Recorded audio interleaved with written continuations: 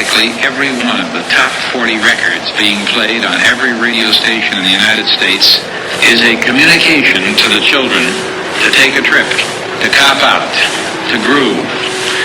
The psychedelic jackets on the record albums have their own hidden symbols and messages, as well as all the lyrics of all the top rock songs. And they all sing the same refrain. It's fun. This is a special request. We don't want you to smoke genetically modified ganja. We want you to smoke the real thing. We want you to smoke the natural herb. Some call it marijuana, some call it sensimedia, some call it lamb's bread, and some people call it ganja. Welcome to another edition of the Adam Dunn Show. I am your host, Adam Dunn. And I'm your co-host, Mitch Shinasa. And we actually have kind of a full studio here. Yeah, everybody showed up on time today. All of the peanut gallery's here. Thanks, guys. Yay. We got Mrs. Murray in the studio. We have Ms. Murray. Or Ms. Sorry. Come on, whatever. And we got some guy with reindeer swag on his. Yeah, look at Ryan's Christmas sweater. Ugly Christmas sweater. It's not even a sweater, dude. You got he calls it a sweater. Sweatshirt. This a sweater is this. A sweatshirt has a hood. No, a hoodie has a hood. Technically, it's a crew. It's a crew neck sweatshirt. Yeah, boss. It would be in this. It would be in the sweatshirt category. Reindeer's humping on it. I like the design. The design is great. The design is great. I thought it was going to be puffy and all like a sweater, proper an actual sweater, like a real sweater. That was definitely not hand woven. Is the disappointment at hand? But you're all ready for all the ugly sweater parties now. He wears the hoodie. I wear it just in case I end up at an ugly sweater party. There. Yeah. Look at it. Here I am. It's perfect. So what's going on? How was your week, Adam? I feel like you were out and about. No, out and about. Where the fuck were you? Where was I? Exactly. I don't know. You were getting CBD clones ready, I believe. Yeah, we're getting the. Should we announce that right off the bat, or what? I believe that was the segue. Bam. Segue. But we didn't really come. We're kind of lame with our name. We don't have a name for it or nothing. CBD giveaway. We decided Boxing Day. I think we'll call it the Adam Dunn Show Family Holiday Gathering. There you go. There's a lot of family. I like the family part. We're going to take Boxing Day, which a lot of Americans don't know what Boxing Day is. I'm all about They're all Boxing like, Day. Boxing Day? What's I've never even heard someone of going to fight? What's going down? But no, it's actually traditional that the day after Christmas, everybody like in Europe, everybody has a second day of Christmas off too. It's like Christmas. You have Christmas Eve, Christmas Day, and then the second day of Christmas. And the second day of Christmas is also called Boxing Day. And you just find someone whose presents you want more than what you got. Yeah, and box you them both for stand up, and the winner gets both. Yeah. Perfect. Right? A lot of Americans think it's because they box up and return all their gifts, which is equally foul and evil-minded. That's the American way of thinking about it. Like, okay, Boxing Day is when we box up all the stuff and get money for it, right? No. Well, it's similar, sort but of. Similar. The idea is that you're boxing up all your leftovers, and your people are like sharing amongst each other. It's the idea you of get all sharing. new stuff, and you give all your old stuff to the needy. It comes from when the churches clothes, would old box up toys. the leftovers from the feast, and they would put it behind the church for the homeless and the There you poor. go. Got Murphy Murray, boom, with the little. Canadian Which in family. America is Canadians. fucking illegal for some ridiculous reason. So I don't know why you Boxing can't. Day is illegal? Well, I mean, so if you own like a grocery store, We got a caller. we have a caller on there. I'll finish Already, that. sure. I'll Bring him that. in. Bring up. Hello there. Who we got? Oh, man, my name's Marcus. I live in Colorado. I was calling about the CBD clones. What's going on? Oh, wow, that Marcus? was quick. What's going on, Marcus? Oh, dude, I heard y'all mention it, and I was on it.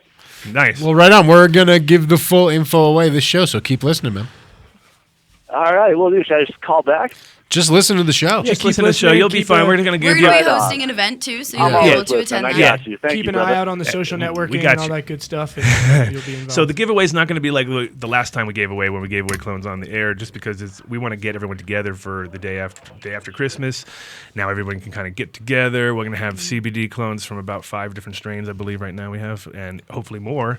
And Seeds as well, and then we'll have definitely some CBD oil and tincture. Now, we need your guys' help on two ends here. On the one side, if you are a caregiver, grower, breeder, oil maker, if you have CBD to give away, we want you to come down and we want you to meet people who need this, families in need especially. If you are the family in need, or a family in need or an individual in need, we want you to let them know about this event. And again, keep let us know tuned in. too, so we can get an idea of gauge how many Head people count are coming. type thing. Yeah, and if you have and definitely if it's because I'm sure there's going to be situations where people might be driving for long distances. Like last time we had a guy come up all the way from New Mexico. Well, that's why it's good. I think that it's on the Yeah, well, it's a Friday. It's a Friday too. It's a Friday, so the idea being, hopefully everyone has a good Christmas, but after the fact, it's nice that we can then, take your holiday weekend, give the people that need the medicine that they need, and meet all these people directly, and then after the fact,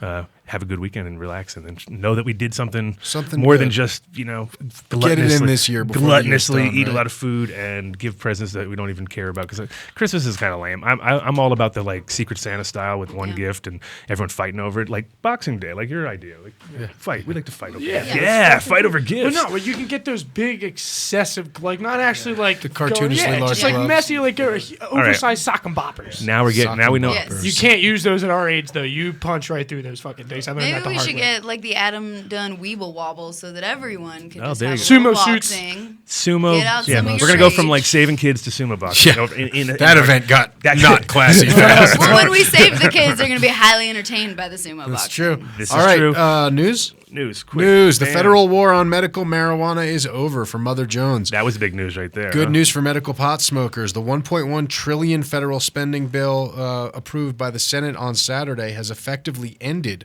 the longstanding federal war on medical marijuana. An amendment to the bill blocks the Department of Justice from spending money to prosecute medical marijuana dispensaries or patients that abide by state laws. Patients will have access to the care legal in their state without fear of federal prosecution. Representative Sam Farr, a supporter of the rider known as the Hinchy-Rohrabacher Amendment, said in a document. Hinkie-Rohrabacher. And our federal dollars will be spent more wisely on fighting actual crimes and not wasted going after patients. The Department of Justice last year pledged not to interfere with the implementation of state pot laws, but the agency's truce left it with plenty of room to change its mind. Earlier this year, for instance, the Department of Justice accused the Kettle Falls Five, a family in Washington state, of growing 68 marijuana plants on their farm in eastern Washington, where pot is legal. Members of the family face up to 10 years in jail, or at least they did. The amendment may now stop their prosecution. More broadly, the change provides some added peace of mind for pot patients in California, where the DOJ's pledge appeared not to apply. The Golden State's 1996 medical pot law, the first in the nation, has long been criticized by the Department of Justice as too permissive and decentralized. Medical marijuana activists hailed the amendment's passage as a landmark moment for patients' rights.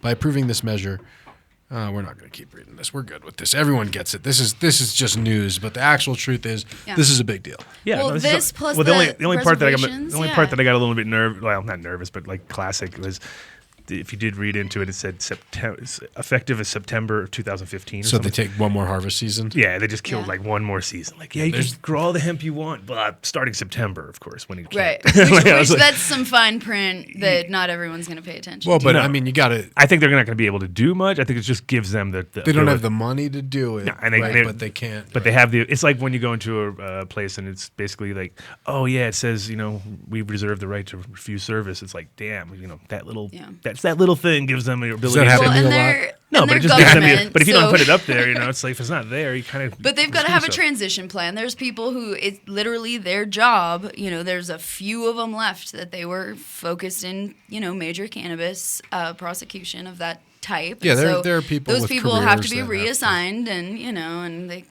put them somewhere. Put their new douchiness and- elsewhere. Exactly. Reallocate them to maybe the Food But Drug great news, Administration. or and something. hopefully in the next little bit here, we'll see that proceeding with recreational, obviously. Unless they're just focusing everything on recreational now. That's the Well, other with possibility. Indian reservations being That's pretty- officially. Yeah, that's officially I don't have it on our available. news list. And by the way, we're going to put another one out on the show from there. I have some close family members that do a lot of work on the Lakota Reservation in South Dakota, Cool. Pine Ridge. And Yeah. I'm not sure if they're interested, but if they I are, feel like it's huge. yeah, like to we're give going to them reach another out to source our of community commerce. to make that yeah. happen. Yeah. So now more news. You want to do more news? Yoga class in San Francisco adds marijuana for relaxation. You want to do that one? Or boo! I already did it 3 years ago. Say Exactly, it, I did it 3 years ago. There you go. Thank you. That's what we needed to hear. Yeah.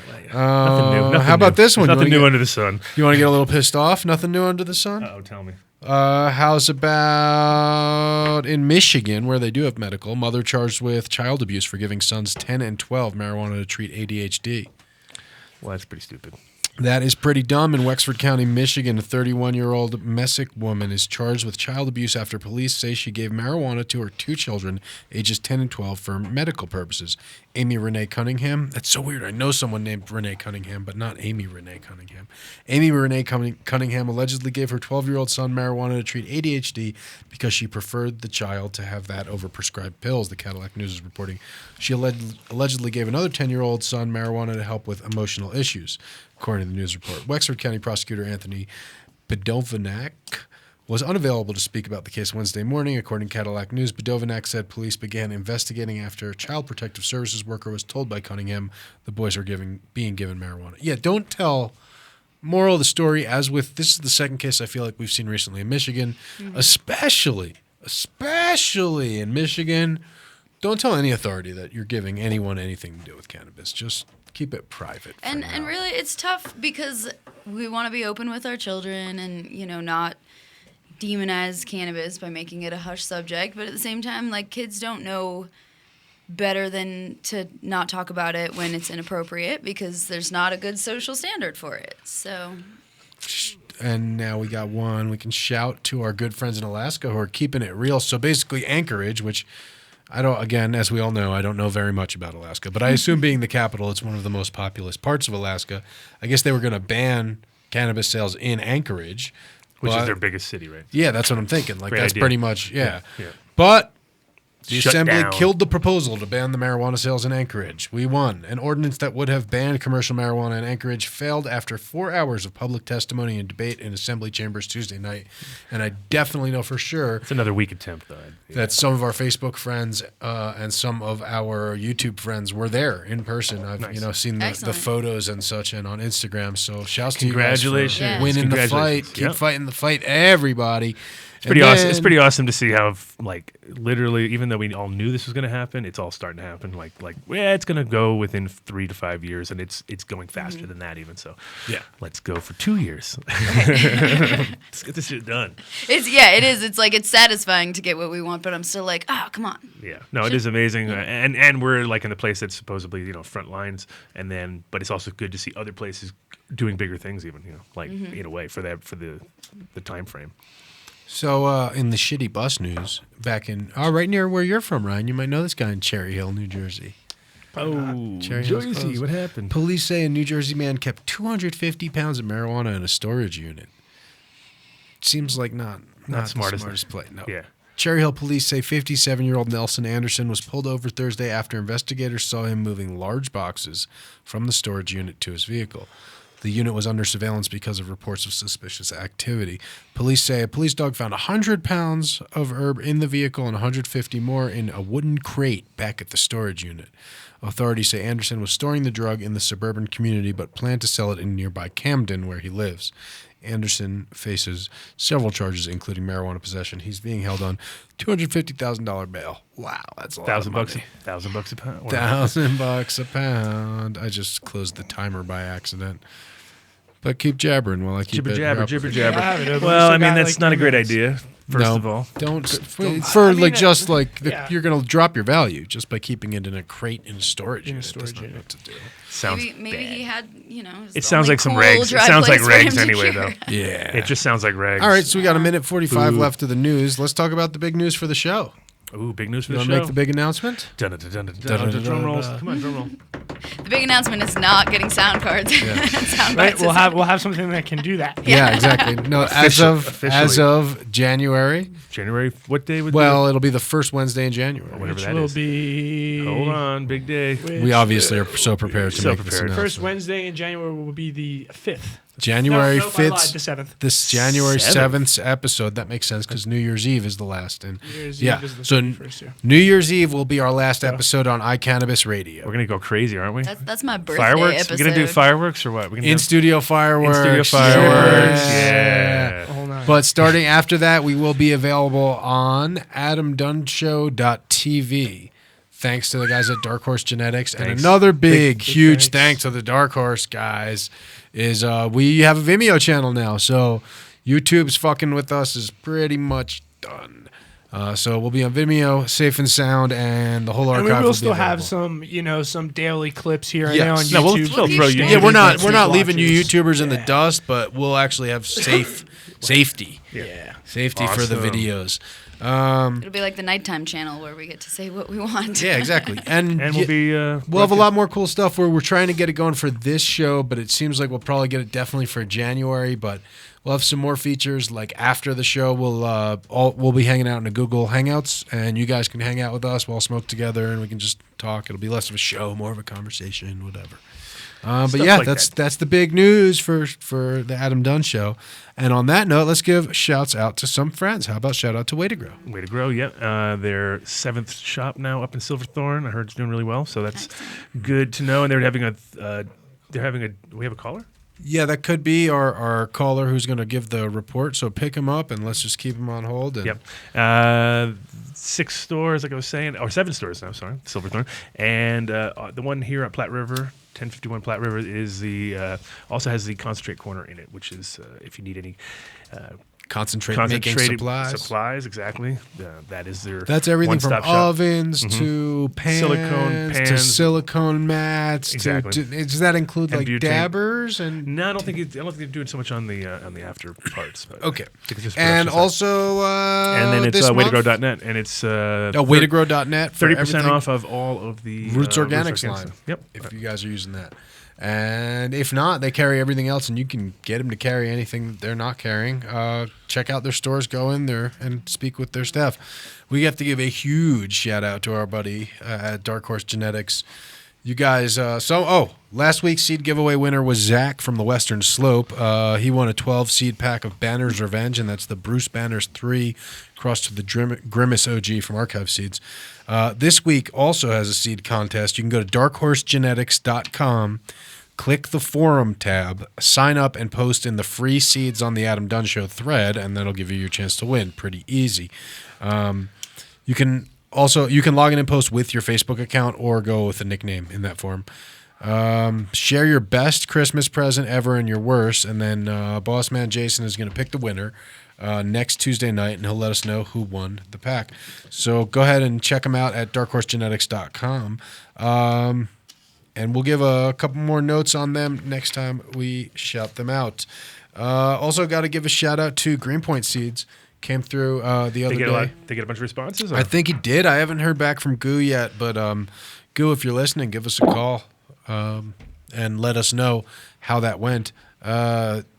You guys, I believe, or he said he was definitely getting responses. I don't know if he did the giveaway, but check out Greenpoint Seeds on Instagram and also on just greenpointseeds.com. He's doing a lot of really good crosses, and folks in Colorado have had a lot good things to say about him to me for, I don't know, months now, and now they're now that we finally met him, we had some fire in here. I was definitely impressed with the genetics he had at play.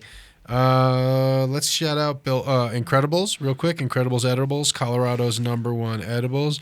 Ryan, can you name all the bars in 30 seconds? 30 seconds? Okay, Do let's it. see. So I'll start with the one that I forgot. Go. When we were practicing. Peach Dream, Blueberry Bliss, Cookies and Cream, the Mile High, the Mile Higher, the Monkey Bar, the Boulder Bar, the Afgado Bar, the Fireberry Bar, the Makiba Bar. No longer No made. longer made.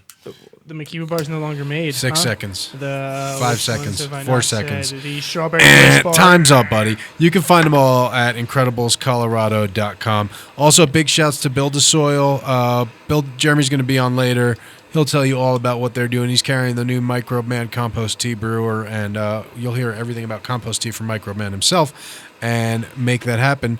And now we're going to transition, give a little shout out to the homies at seedsherenow.com. And I believe we have the man himself on the line to give us our Emerald Cup recap. You still there, bud?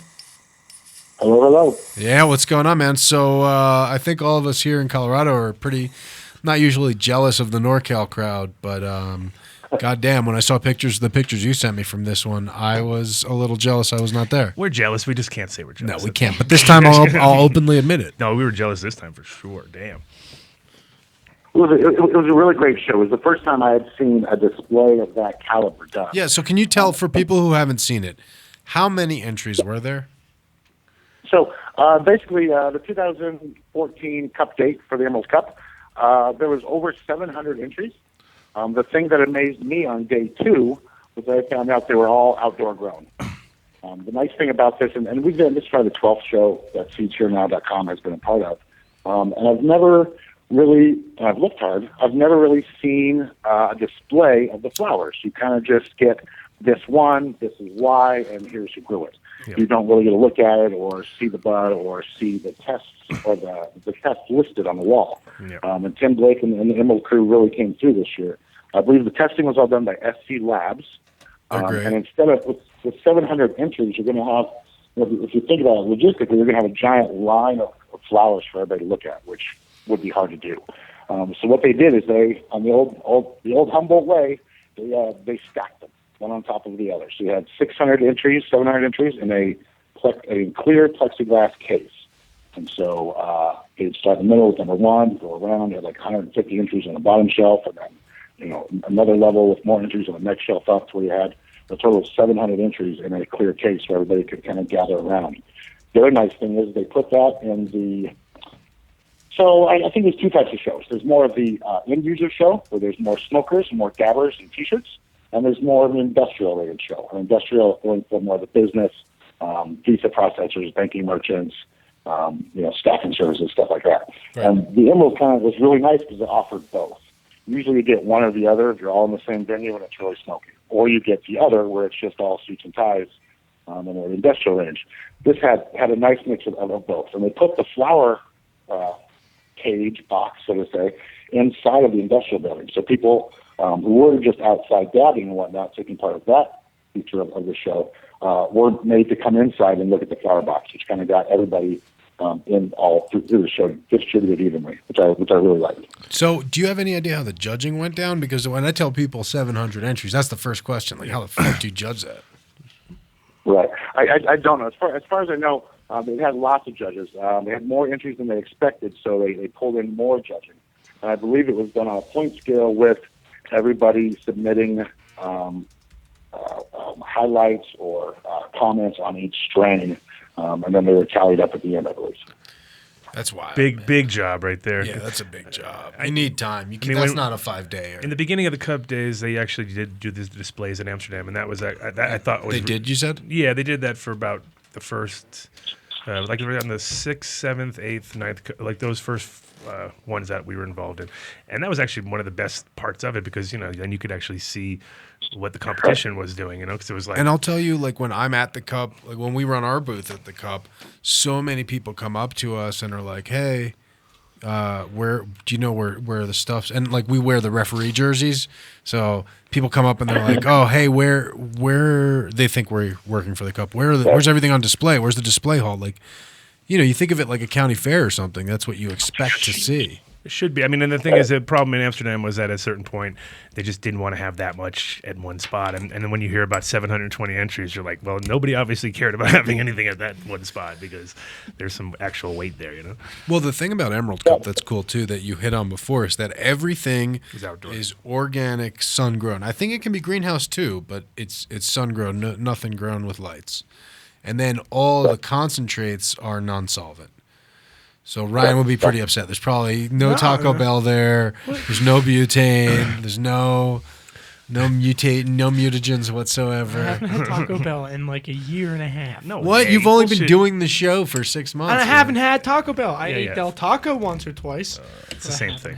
Del Taco's sometimes better, sometimes worse. I can't really figure it out. Del Taco's just 24 hours a day, so that's what it is for me. It's all bad all day and night. Yeah. The little Chipotle tacos are pretty solid. So what was the scene like out there? Was it, first of all, how well attended was it? The pictures I saw, it looked like a lot of people were there, man. It was packed. I would say the first day they sold out. When we showed up at 8:30 to set up our booth, there was already a line of people at the front, which is reminiscent of cups in the past. The Emerald Cup just seemed more family, if you will. Kind of everybody was nice, and they all shared on booths, and it was all not homey, but it was nice. It was just a really nice cup to be put on. It wasn't a lot of egos and pissed off people or angry security. It was everybody got through the doors real quick, and everybody seemed to have a real good smile on their face. Nice. Other things that I had mentioned in the past at the other shows, I'll see wholesalers will come up and, different store owners looking for, multiple packs of seeds or looking for distribution in their stores, which we're happy to do.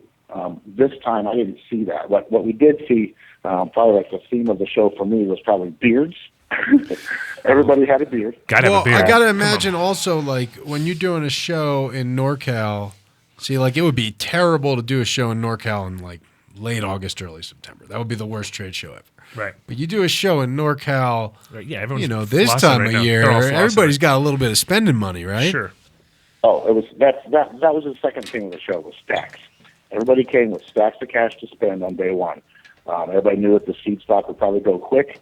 Everybody was, had the cash in their pocket from harvest this year and looking forward to next year, and getting their genetics in place to see what they could do, next year at the Cup.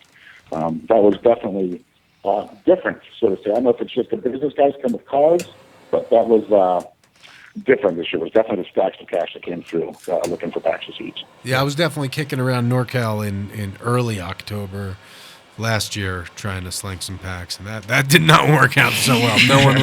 No one was buying seeds at that time. We had any money. The harvest wasn't done yet. Yeah, exactly. No, exactly.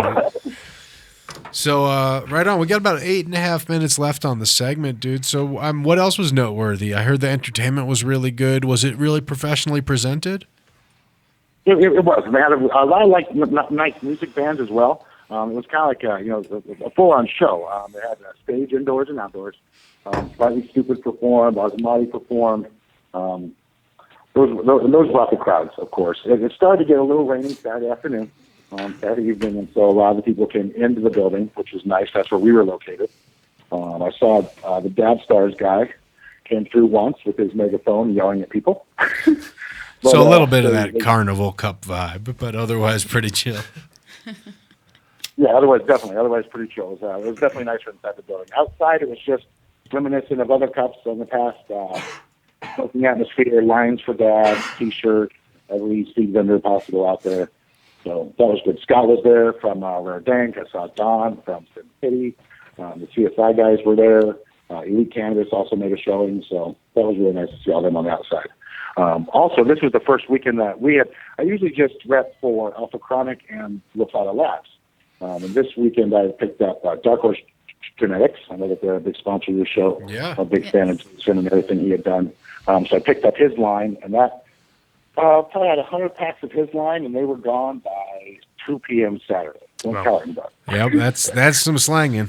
Nice. By all objective metrics of slanging seeds, from two guys who slang a bunch of seeds. Yeah, that's some slanging. That's nice. That's what I do. I think we probably tossed more than 400 packs every week. Nice. So all the seed vendors did well. I mean, it's what you'd expect. We got to go out next year, dude. No, for sure. We're gonna do. We gotta get set up an Adam Dunn show booth actually. So that's a good idea. Maybe we can contact them. Maybe we can be celebrity judges. Hey. Ooh. I was already thinking that same thing. But yeah, they would probably love to have you guys do a little more media exposure. There was a lot of media there, which is good. Because California is still not recreational yet, and so they're still on that kind of, wow, it's not recreational, but it's big business. Mm-hmm. So where the other shows I go to in Oregon, Colorado, and Washington, it is legalized. Recreational is key, and so it's nothing new, so to say. There's a lot of media, a lot of people writing stories in the paper, epic pot show comes to wine country, those kind of headlines. So. Nice. Yeah, no, it's good if they embrace it because it's, and there wasn't no issues, right? There was no major issues. Of course not. Not. It's all good. No crazy. So how was the bud? That's what I want to know. So it was all outdoor. Was there, because I still have yet to personally, I believe it's out there. I've been convinced that the best weed in the world is grown outdoors. I haven't come across it yet. I've had really awesome outdoor.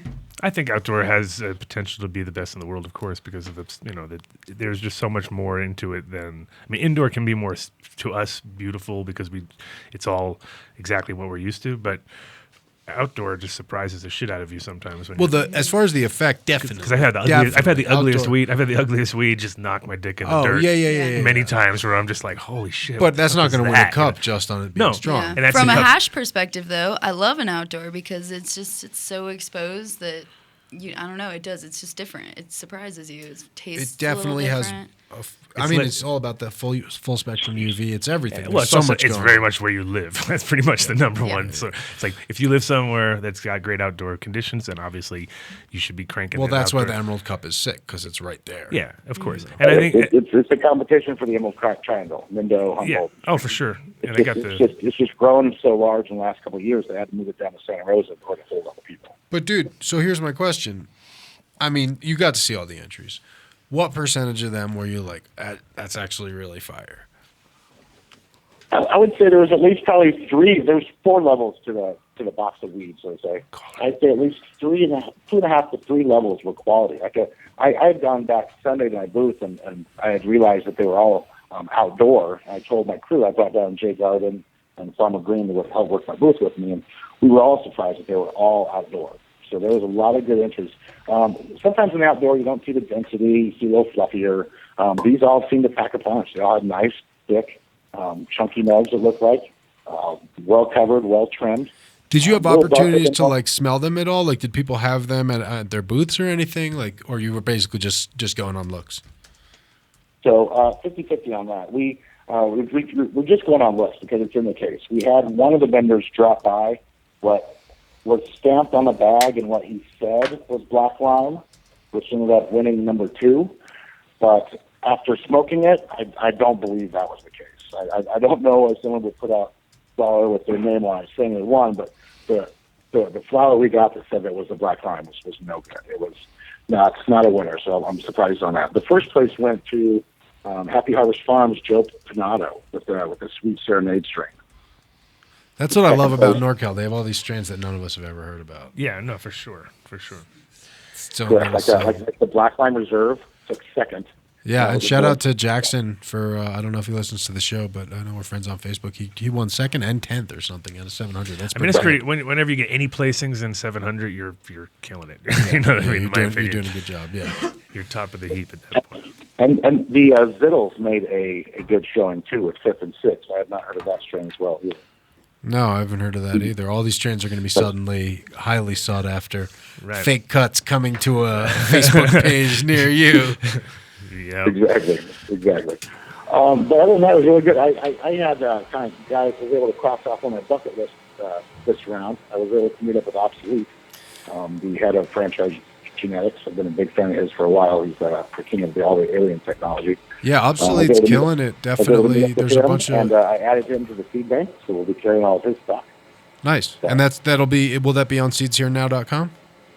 Yes, sir. I've got my front end's going to be putting all that stuff up today. All the Bruce Banner stuff, all the Dark Horse genetics, and then all the Obsolete gear. Nice. And if you guys don't know Obsolete, he's made a name for himself on the online auctions. Definitely some of the most interesting genetics coming I've seen recently in a bunch of crews in Colorado. Have been cuts that he passed along. Definitely doing a lot of good work. I was impressed. A lot of the alien crosses you see out there are the results of his work.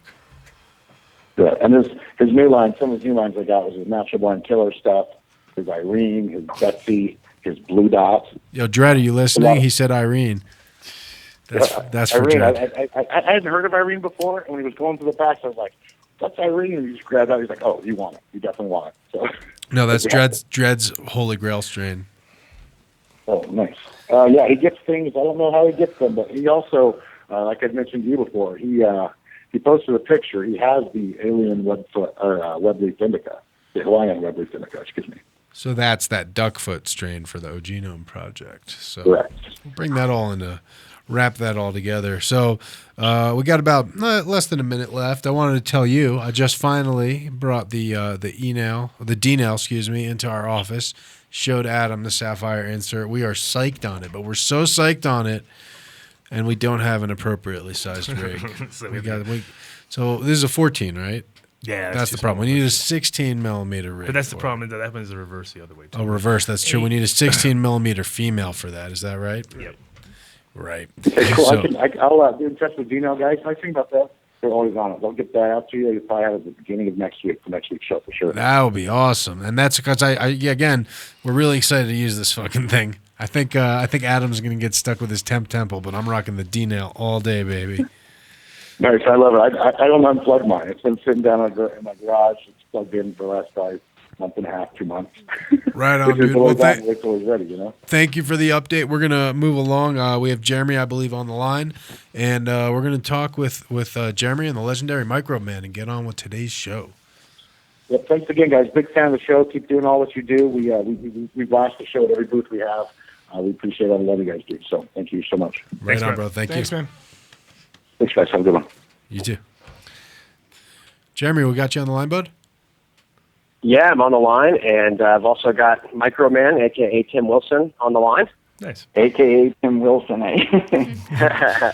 Pleasure to hear you by voice, Tim. I've talked to you online a bunch. Pretty cool to have you on the radio. Yeah. So I hear you're a family man now, eh?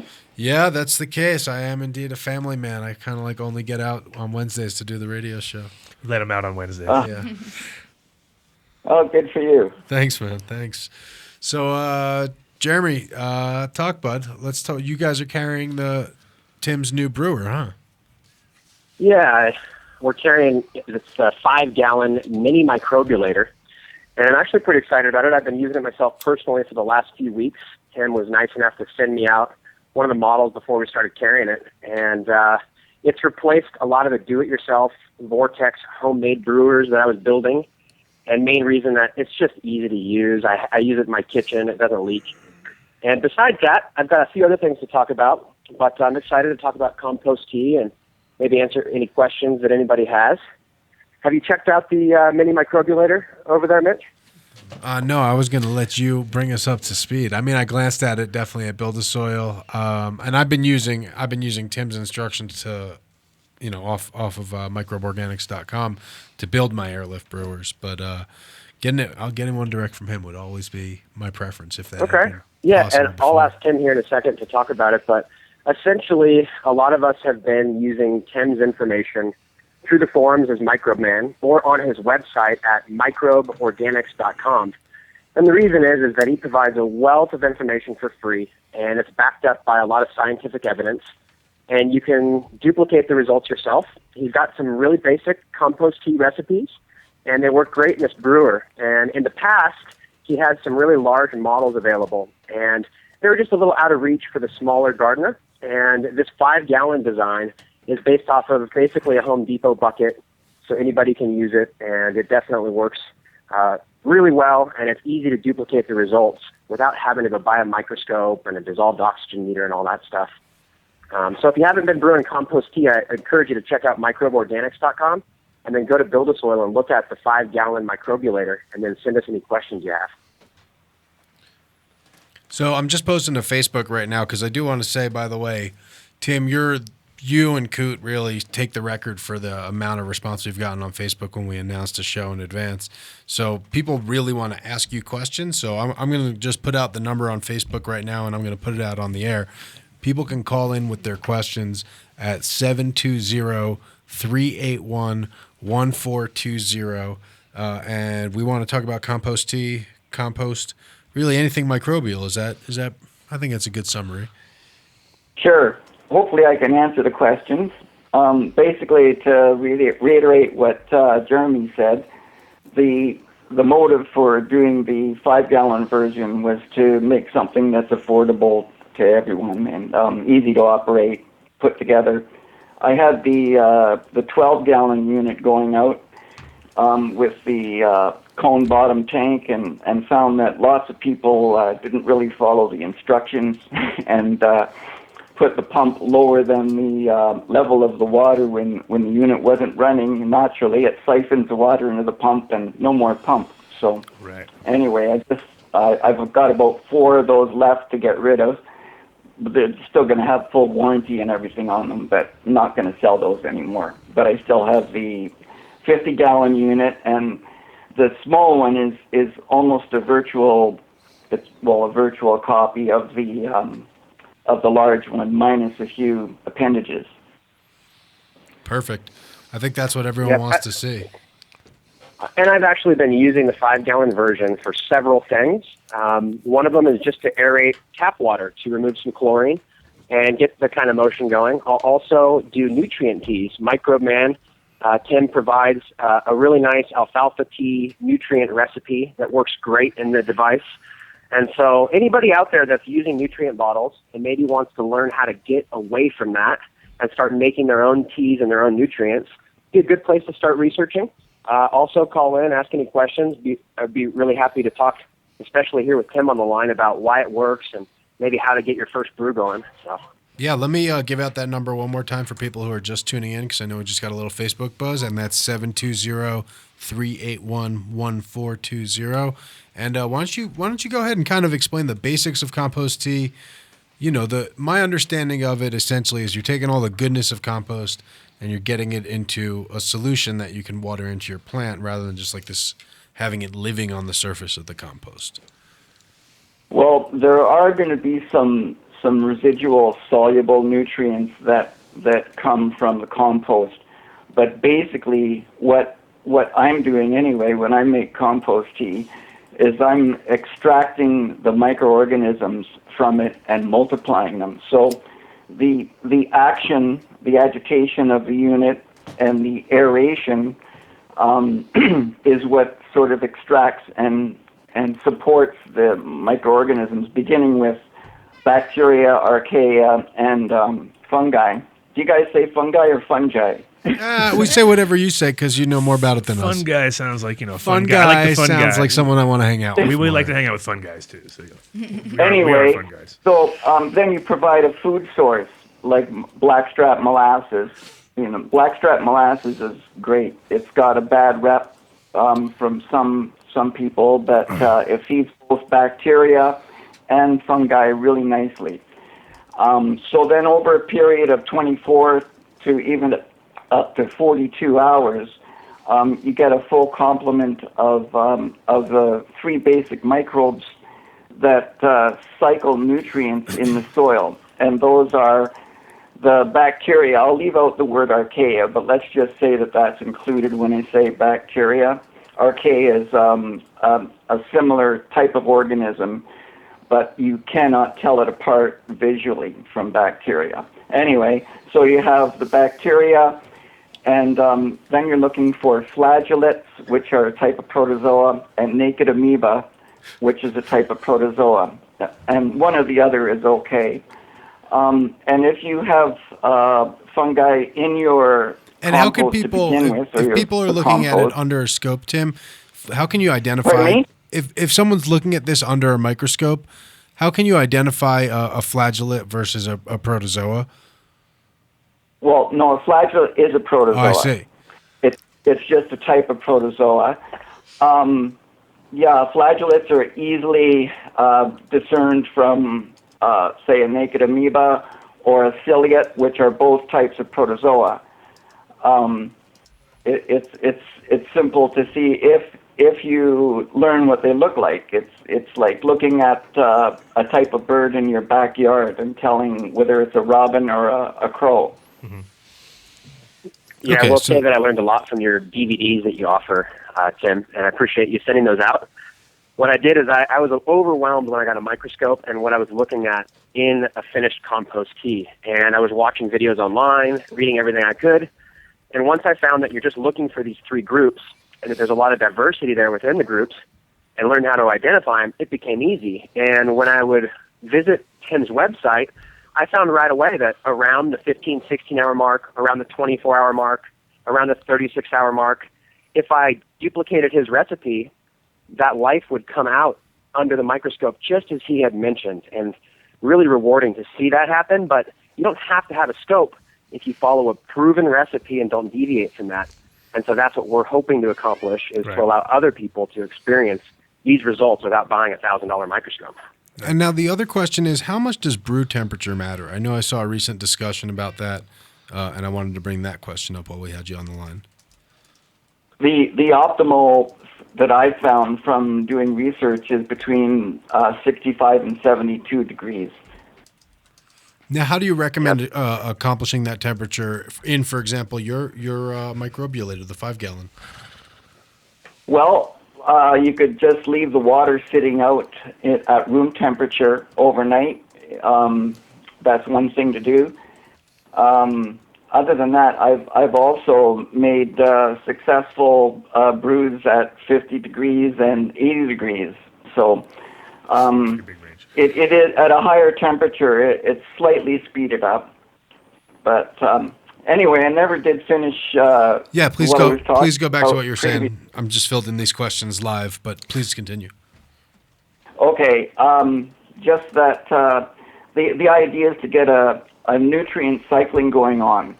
And so what happens is that when you have established the population of bacteria and the protozoa ingest the bacteria, and they only use 10 to 30 or 40% of that energy to sustain themselves.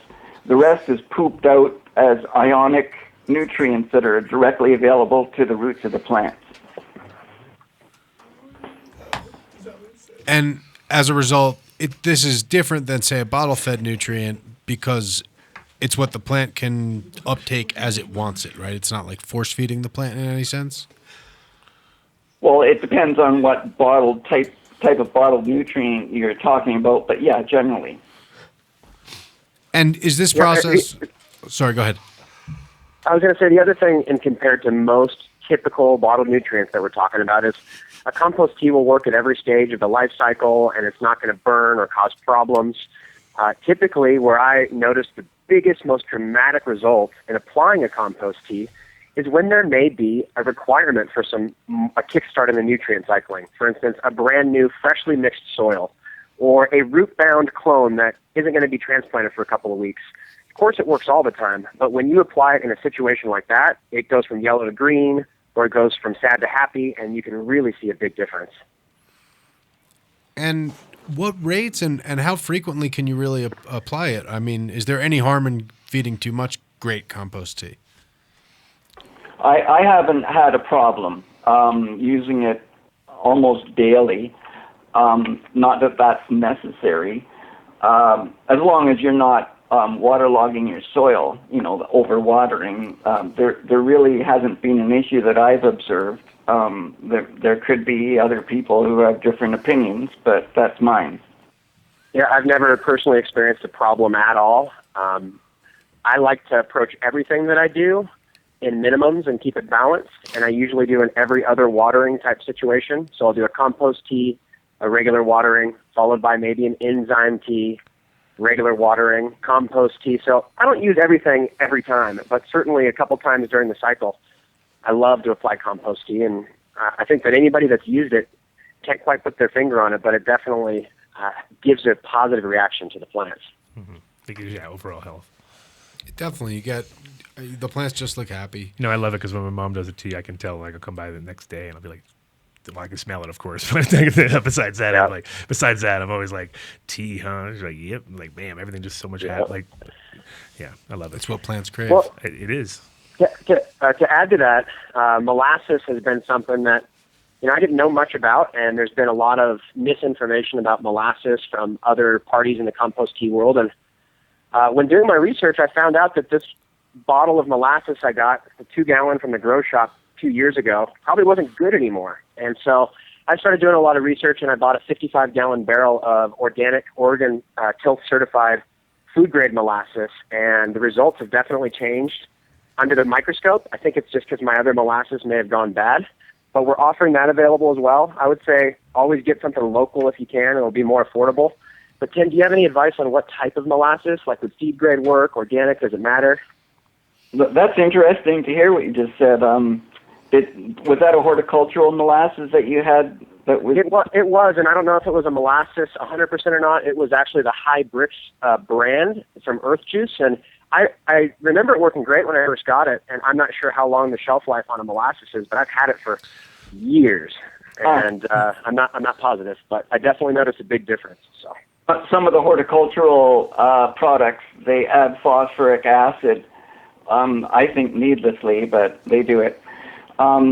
So as long as you just use blackstrap molasses that's made from cane rather than beets, and it doesn't have any preservatives added like sulfur or phosphoric acid, that's the one to use. You can get it at the feed store, you can get it at the grocery store, lots of different places.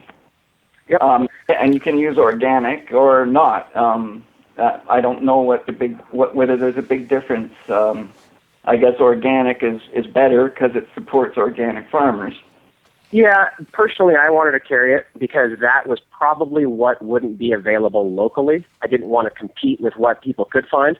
So if you've got a feed store locally, the main difference with feed-grade organic or feed-grade molasses is it's not been heated, I believe, or sterilized, so it could possibly have a few issues if you're going to use it for home cooking, things like that, where the organic will go either way. So, but for gardening, it should be fine. On that note, on sterility, this just brought up a really salient topic for us in Colorado here, where they're about to introduce microbial testing for all the cannabis, or at least for a percentage of the cannabis going to market by all the grows. And there's some widespread fears and concerns among organic growers that feeding with teas or growing organically or in a living soil will contribute to kind of testing hot on all these. You guys would be probably the best persons I know to ask about this sort of thing. Well, I don't do a lot of actual spraying of compost tea onto the foliage. It's applied to the soil, so it's virtually the same in that respect as using any type of fertilizer that you use if you're growing in soil.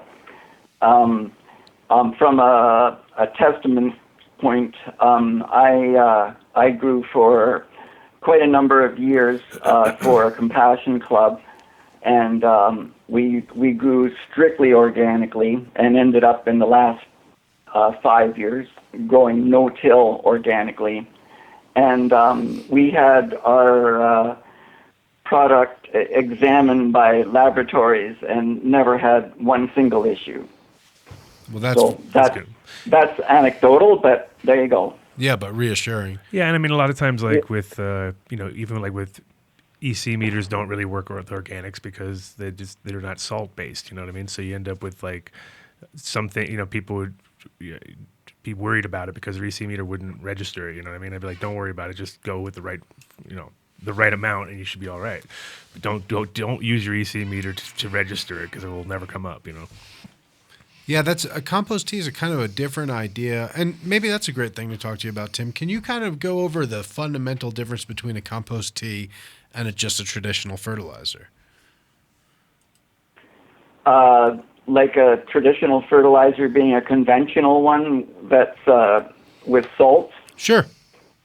Yeah, okay. Well, with salts, your nutrients are all soluble already. So you mix it in water or whatever. It may come already mixed, or it may be in powder form, who knows.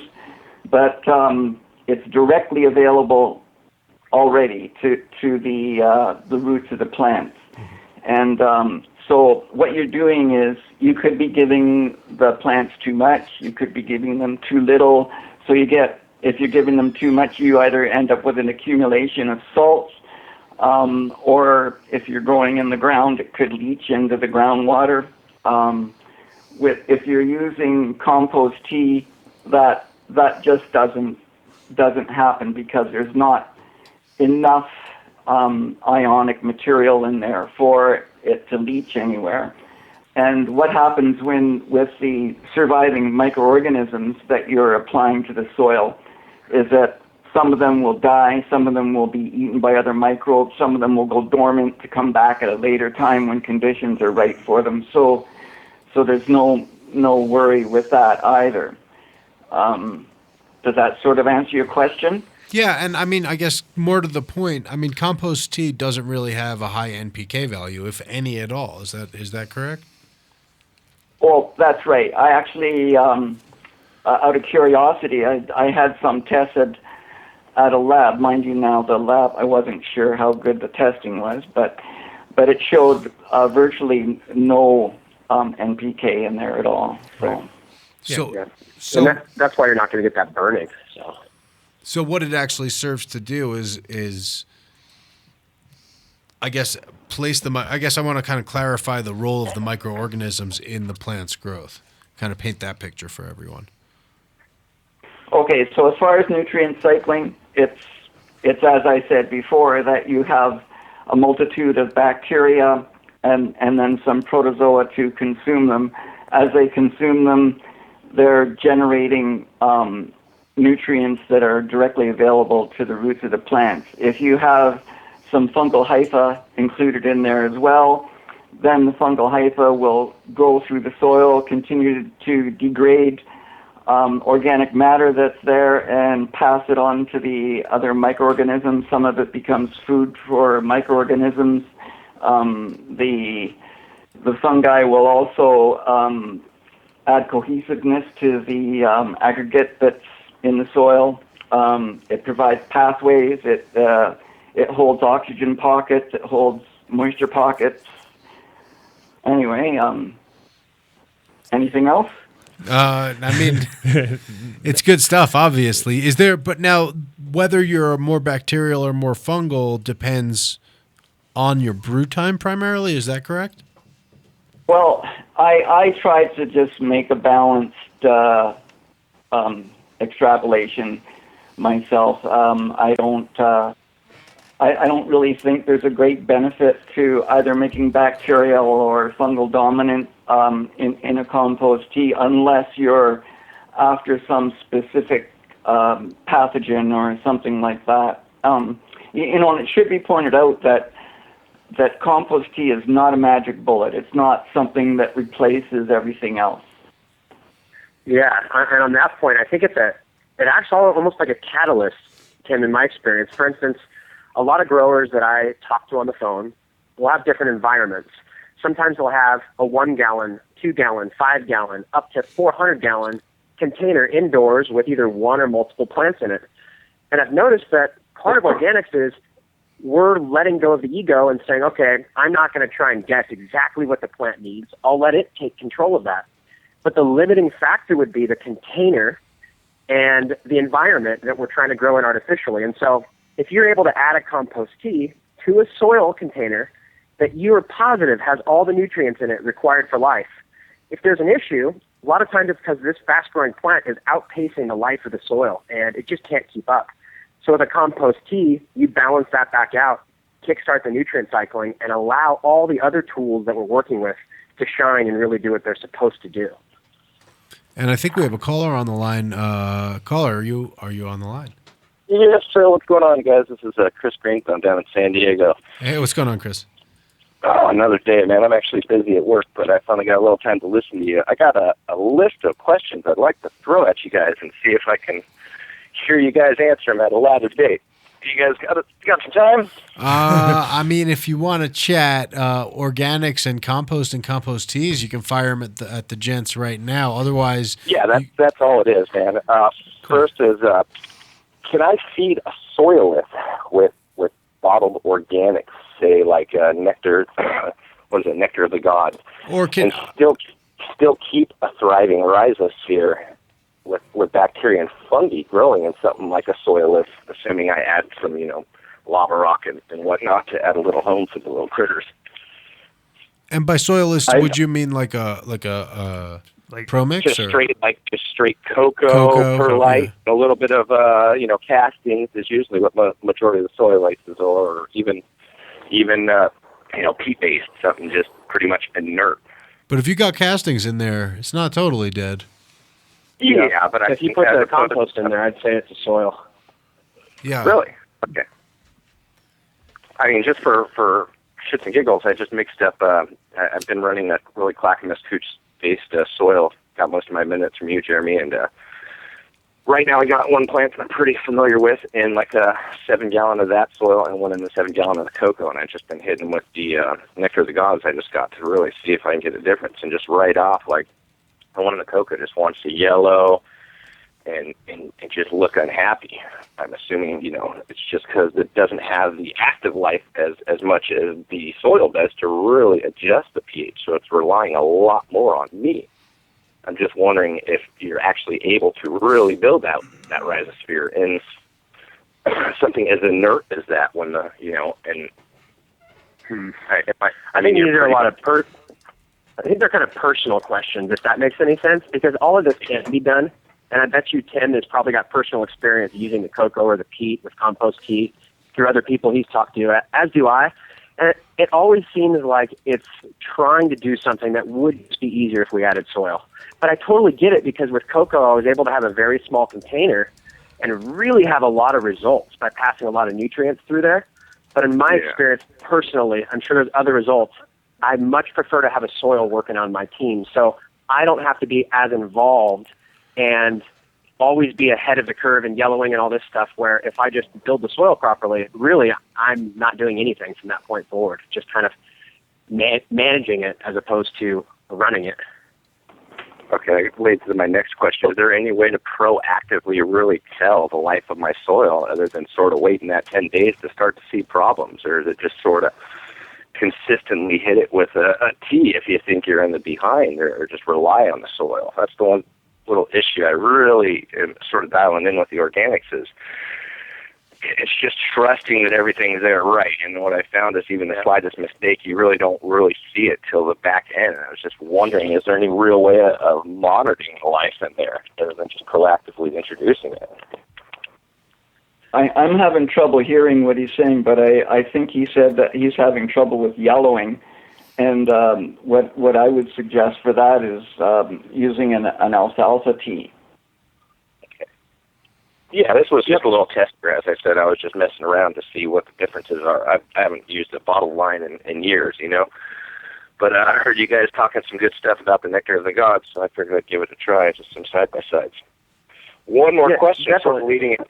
I've heard that there's issues with some of the lower-end pH pens reading the pH of stuff like nectar of the gods. Have you guys ran into any issues with that, or can specify why that might be? I've never heard anything. I've heard great things about nectar of the gods, but I personally don't even own a pH pen or use the bottle line, so I wouldn't be the best to ask, but maybe someone else can help pH pens are kind of what I always tell everybody is, like, if you're going to go on the low end, you're going to basically put six of them in a line, and they're not going to ever read the same. Even if you dialed them up, within 10 minutes they're going to drift. They're like, you really got to buy a good pen, or not good pen, good meter, and then get one with a replaceable pH probe so that you can and have two of them on backup at all times. And they have to be calibrated even more often than like your scale for weighing things, everything. Yeah, pretty much every time or every other time, you should pretty much sit down and calibrate it, because it's a. I personally use pH drops when I was using a meter. At least once a week, just to make sure I wasn't off, regardless of what my calibration said. Yeah, I always have drops around just in case, because it's like sometimes you feel better about it. You're like, all right, this thing's acting weird. Sure. Yeah, I like having a test. And it's weird because you have to go rely on your plant sometimes to tell you it. You're like, wow, everything seems a bit out of whack. Then you'll check it out and it's 1 point out, and that's pretty bad. It's 10. So, hey, Tim, in organics, I pretty much always heard, you don't have to pH your water as the life in the soil will take care of what it needs to do. My question on that is, say, for instance, I'm in a living soil and my tap water is pretty much 8.5 all the time. Am I constantly hitting it with something alkaline like that? Is it going to eventually start to favor fungal, even though I don't want it to? Would I be better off organically adjusting it down to like the 6.2, even if I'm just straight feeding water to a living soil? There's different points of view on that one.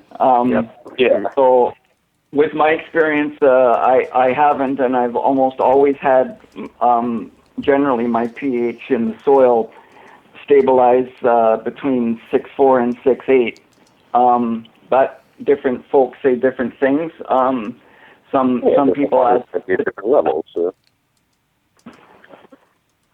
Yeah, I feel the same way, Ken. Can you hear me? Yes. Okay, Adam? Yeah. Mitch, can you guys hear? Oh, yeah, okay. Sorry. So I guess we're having a little rough connection. Please continue, Tim. Okay, just wanted to make sure. And as far as what Tim was saying and what the question was, is with water being an input to a soil, as far as pH, I think of it, if you were in maybe a little tiny, beer cup type container, and you're just going to grow your entire life in there, it becomes more hydro-based because there's just no soil keeping up with it, and the pH may have an effect. The way I picture it, though, is in a normal soil, the pH is actually affected by the cations in the soil and the base of calcium, magnesium, all the other things that are in the soil there. And so just introducing a little bit of water with a different pH is not going to be able to displace a large percentage of the calcium and a large percentage of magnesium and any of the other ions to actually change the pH of the soil. And so to do that, you would have to run excess water through, probably with sulfur in it, to constantly leach and break apart the ions from the magnet that is cation exchange to actually alter the pH of the soil. Just like Ken said, no matter the pH of my water, I've noticed on laboratory tests, my pH of my soil is between 6 and 7, no matter what water source has been used. That being said, if you're in a well with really high parts per million and you're having issues, I would look into the water and see if maybe there's a major cation that is in excess, like iron or something else that could cause problems. Yeah, that makes sense. Okay, awesome.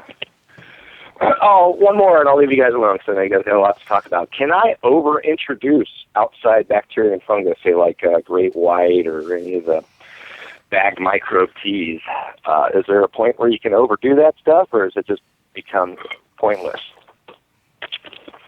Are you talking about products that you buy that are... Yeah, they got Great White, they got the veganic special sauce from the OGT company. It's got the Pure and the Root Web and stuff like that. Yeah, I certainly specialize in bacteria. My question is, say, if I were to introduce them on a daily basis, would it actually be counterproductive to a living soil, or could it be counterproductive to a living soil? Yeah, depending on what microorganisms you're introducing on a daily basis, it could be counterproductive for sure. Yeah, they just be like more dominant, basically, on a small scale when you're really looking for a huge scale of microbes that really grows in the living soil, right? Well, I mean, as far as if you're just talking about the microorganisms that are generated from compost or vermicompost, there's no issue.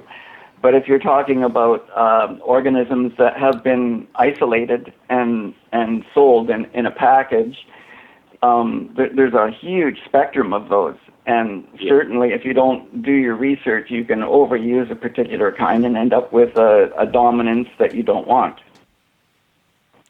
Yep. And there's also no magic there to a lot of those microbial products. Some of them I've seen have not been as alive as I'd anticipated. Some of them have great product in them, but I've also found that inside a homemade vermicompost that you could easily set up this week and have your own bin running, you'd have all your own bacterial, fungal, inoculant, everything really that you'd require from any of those bottled products. And you're going to see a lot more of this. You're going to see dozens of companies coming into our industry saying they've got the latest purple non-sulfur or whatever the new bacteria of the year will be, and they'll have some sort of inoculant. And I think that from what I've seen and Tim's seen is a good vermicompost extracted in a brewer will have all of that and more, and there's really no magic bullet. There's not going to be one bacteria that just changes our entire lives. Yeah. It's about working with a diversity and a balance, and so there may be a point of diminishing return, too, just wasting money adding stuff every time. And I have a question. Yeah, sure. I have a question to kind of piggyback on that, actually, for Tim, that I've always wondered. I would imagine that if you buy a bottled bacterial product, for example, you have the bacteria that's native to that region, wherever they brew it, with whatever they introduce, but you have that medium there. Whereas if you create your own in near your own grow area, you have some other native species. Is that true at all, or is that just my imagination?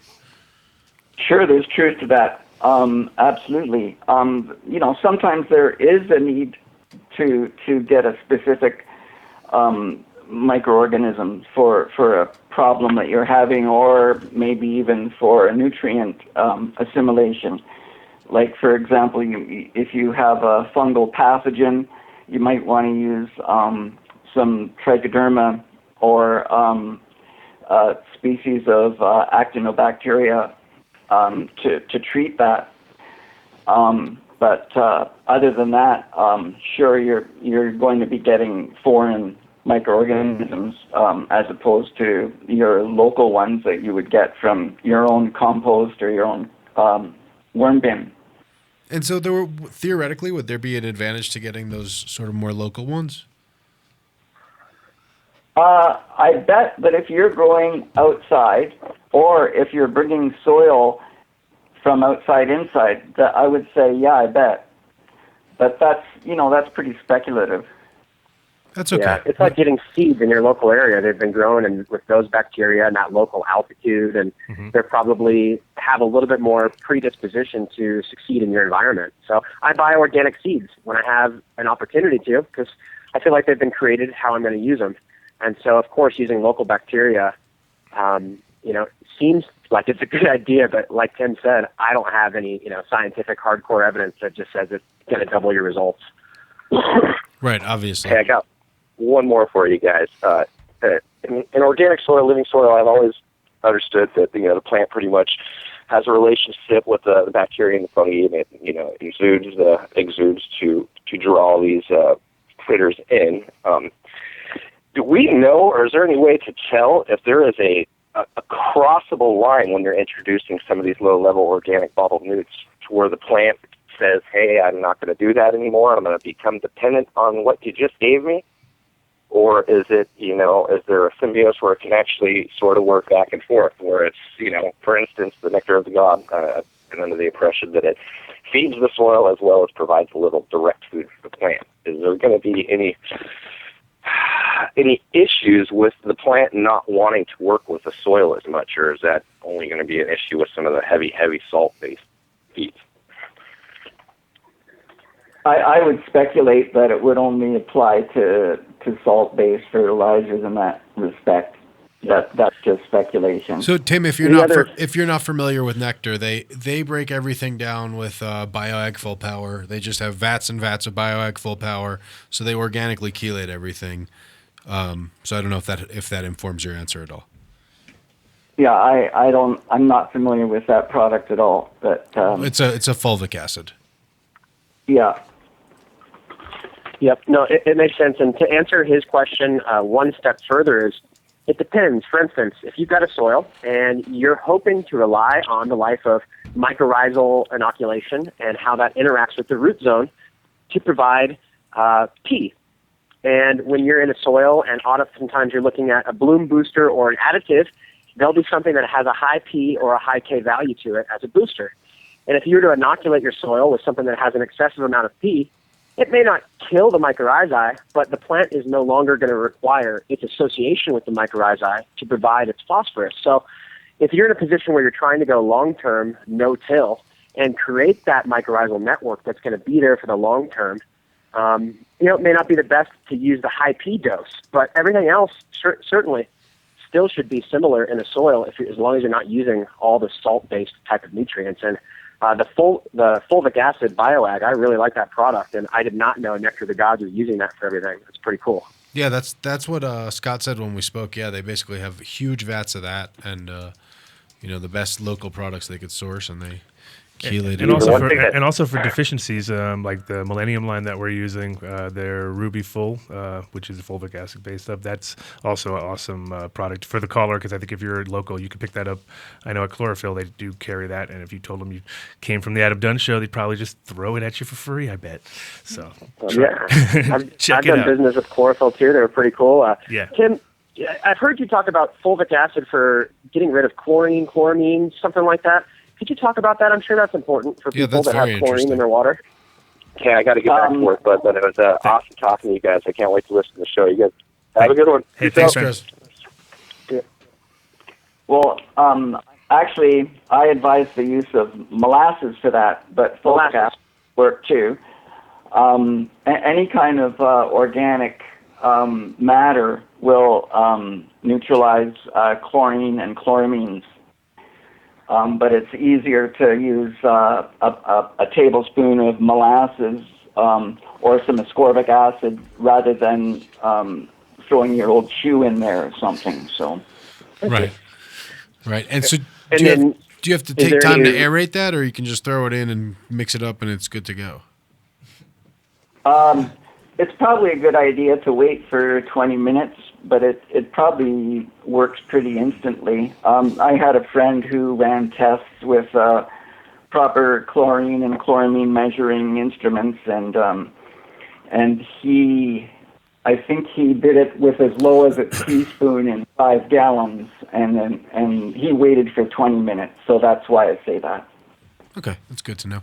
So we have about 5 minutes left in this segment, and then we're gonna do a shout out some of our friends, and we'll come back. And when we do come back, I definitely want to go to the dark side a little, talk about facultative anaerobic organisms, how they fit in with the soil food web, and how the whole thing breaks down. Yeah, what people are calling probiotics now, because I know a lot of our listeners are interested in it. Which now they exist to some extent, as I understand, in a compost tea because they're facultative anaerobes. But we'll talk to you guys about it.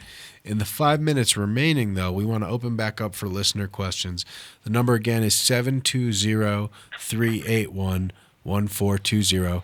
Call in, ask questions of Microbe Man. Ryan, do you have any questions? Do you brew compost tea, bud?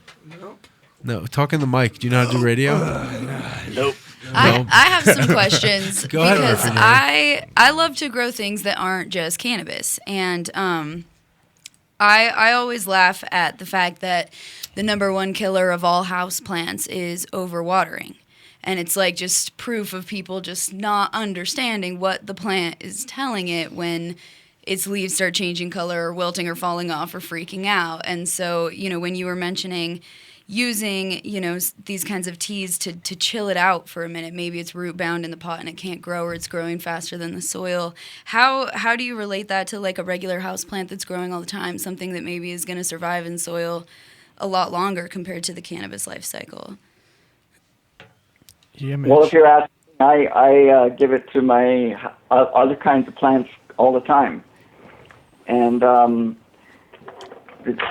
I have different. I have raised garden beds. I have things growing in 7-gallon pots. The ones that are in the raised garden beds, they can sometimes survive pretty much on only compost tea and compost top dressed or vermicompost. It's different with the plants that are in pots for the long haul. They need a little bit more top dressing of things like alfalfa meal and sometimes alfalfa meal tea and that sort of thing. Does that answer your question? But you're right. Well, don't overwater. That's important. But even on top of that, you kill a spider plant. In my experience, you're not a no. good In grower. my experience, my container plants that are that I've hand-me-down plants and things like that, you'll see like a sudden wow, they're kicked in. I've had it happen with cacti. I've had it happen with really every container plant that we grow in our house. Yeah. When I make a fresh batch of tea, they're loving life. Yep. And I like not repotting my, kind of large indoor trees on a regular basis. So, to get that extended life out of soil is huge without just, filling up the bottom with a bunch of stuff the plants can't absorb. Yeah, and those big transplants are hard. Once they get to a certain stage, it's like... Right, it's rough on the plants, rough on me. They don't always catch, Mm-hmm. So we got I concur. I've got tons of houseplants, money trees, all sorts of plants. They all love it. The big thing is obviously using compost tea comes after diagnosing whether it's overwatering or environmental issues, any of that stuff. Mm-hmm. So we got about 2 minutes left in this segment, guys, and I want to kind of just go over some basics of compost tea, quick questions. Now, what's up, straining or don't strain your compost tea? What do you guys think? If you're pouring it on the soil, why bother? If you're spraying it on foliage, then sure, strain it. Good answer. Yeah, personally, I don't strain it. It usually settles to the bottom, and then I will take that muck and I'll throw it in the garden or in houseplants. But if I'm watering a big container and there's enough room for the castings, then I just dump it all in. Sometimes my container's a little full, and so I might avoid it. The other reason I would strain it is only if I'm spraying it, so it doesn't clog the sprayer. Right. Good. Right. And then what about like alternatives to molasses? If I know that when where I grew up, for example, ironically, there's some things that are not available in rural areas, and there's some things that are just not available in urban areas. And organic molasses was one that was not available. And I know for some of our listeners, it's hard to find. What are other alternatives that people can use as their sugar source? Well, the molasses isn't so much of just a sugar as a carbohydrate, and it has a lot of good stuff in it, as you probably know. If I was stuck with having to use something else, I've heard people that use agave, but it's going to be probably just as hard to get. And I've never experimented with using sugar like brown sugar. And honey. Some people say they use honey. However, according to literature, honey has some antimicrobial properties naturally. So what about maple syrup? If I had nothing to use, I would probably use wheat bran. Wheat bran. And you can, yeah. Okay. Well, on that note, we're going to take a quick break, and then we're going to come back. How about some shout-outs, Adam? You want to talk about Way to Grow? Shout out to Way to Grow, our biggest sponsor, number one since the beginning. Our best friends since the beginning. Whatever. 7 stores, newest one in Silverthorne, biggest one here downtown, 20,000 square feet. Anything you need, from lighting to mediums. I mean, right now they're having a sale on Roots Organics, 30% off. Yep. There you go. 30% off all December. Yeah. And waytogrow.net. Also check out their stores all over the state of Colorado. Closest to you, and or delivery if you have some serious issues. If you're a professional cultivator, and you don't mind a big truck coming. You need containers, or for some reason you're not convinced on organics, or even if you don't have a really great source for some of the basic stuff that Jeremy doesn't carry yet at Build a Soil, as he's always building his inventory, check out Way to Grow. Also, let's shout out Dark Horse Genetics. I wanted to give some notes on Dark Horse that Jason passed along this morning, and big ups to Jason for getting the Vimeo hooked up. We will have a bulletproof video archive coming up, sponsored by Dark Horse Genetics. Dark Horse was founded by the breeder of the Bruce Banner. And that's obviously the highest tested THC strain in Cannabis Cup history, right? I know you're sweating. 29.8 or something like that. It's crazy. So he has a dispensary. It's actually pretty cool. It's like security guard and vending machines, pretty much. There's one in L.A. Oh, yeah. It's open Monday through Saturday, 11 to 7, and that's 5669 West Pico Boulevard. Awesome. He also just linked up with HGH Extracts. Haters Gonna Hate. They're going to be collabing in that LA store, so it's going to be fully stocked with their multiple cup-winning shatter. Shatter in a vending machine, 24 hours a day. How is that going to change your life? Wow. Denver location opening early 2015. You can check out the construction of the warehouse on the forums. And they have an Android app. They sold out at the Emerald Cup, as we said. And they are officially going to Spanibus in 2015. So, international listeners, you've been contacting Dark Horse. You can come see him at Spanibus. He said he's been getting a lot of shout-outs from Spain, actually. Nice. And guys, darkhorsegenetics.com. It's Spanibus. Spanibus. Right. There you go. Castellano. Catalonian. Yes. So, also shout out to Greenpoint Seeds. We got to get Goo back in here to update us on that contest. Make sure Did he have any CBD things that he's running on? I don't know. We're going to see if he's got CBD. Check it out.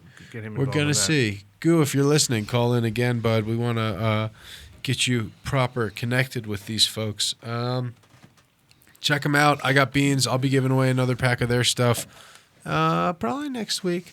We should give out that Chem Dog Chillum today. For sure. But yeah. You got to come up with a... Yeah, think about it. Think about it. Shout out to Incredibles. Boom. Number one edibles in Colorado. Just do the one you missed. I forgot the peanut butter Buddha. There you go. Is that it? I feel like he was only at 9. Chris, how many was he at? I was at 11, and peanut butter Buddha makes 12, and I forgot it. There you go. At least he picked it up on the makeup work. And the latest flavor is the firecracker bars back for New Year's. Pop Rocks, white chocolate. Boom. Don't drink soda with it, or you'll explode. Boom. Yeah, blow up. Do not do that. Murphy, be careful, facts. Caution. All right, and on that note, we'll go back. We got another half hour or so with Jeremy from Build a Soil and Microbe Man talking compost tea, organics, and other sciencey stuff that is boring Ryan visibly. It's not boring Ryan. me. No. It's not boring me. I'm fascinated. So fascinated. I have to pee a little bit, so that's kind of on my mind. So I was saying, Tim, you were saying if you didn't have molasses available, you would use.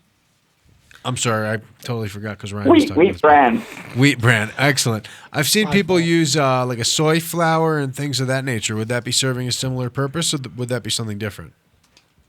Well, I've never tried soy flour, so I couldn't say. I found that with wheat bran that it does grow out the microorganisms that the same as molasses does, or in similar fashion. I actually use it mixed with my vermicompost the day before we make a tea. It speeds up or gives it a kickstart with the microorganisms developing, and so then it usually only takes 24 hours instead of 36 hours to complete a brew. So that's how I twigged on that, was that it's a good food source. Excellent. Yep.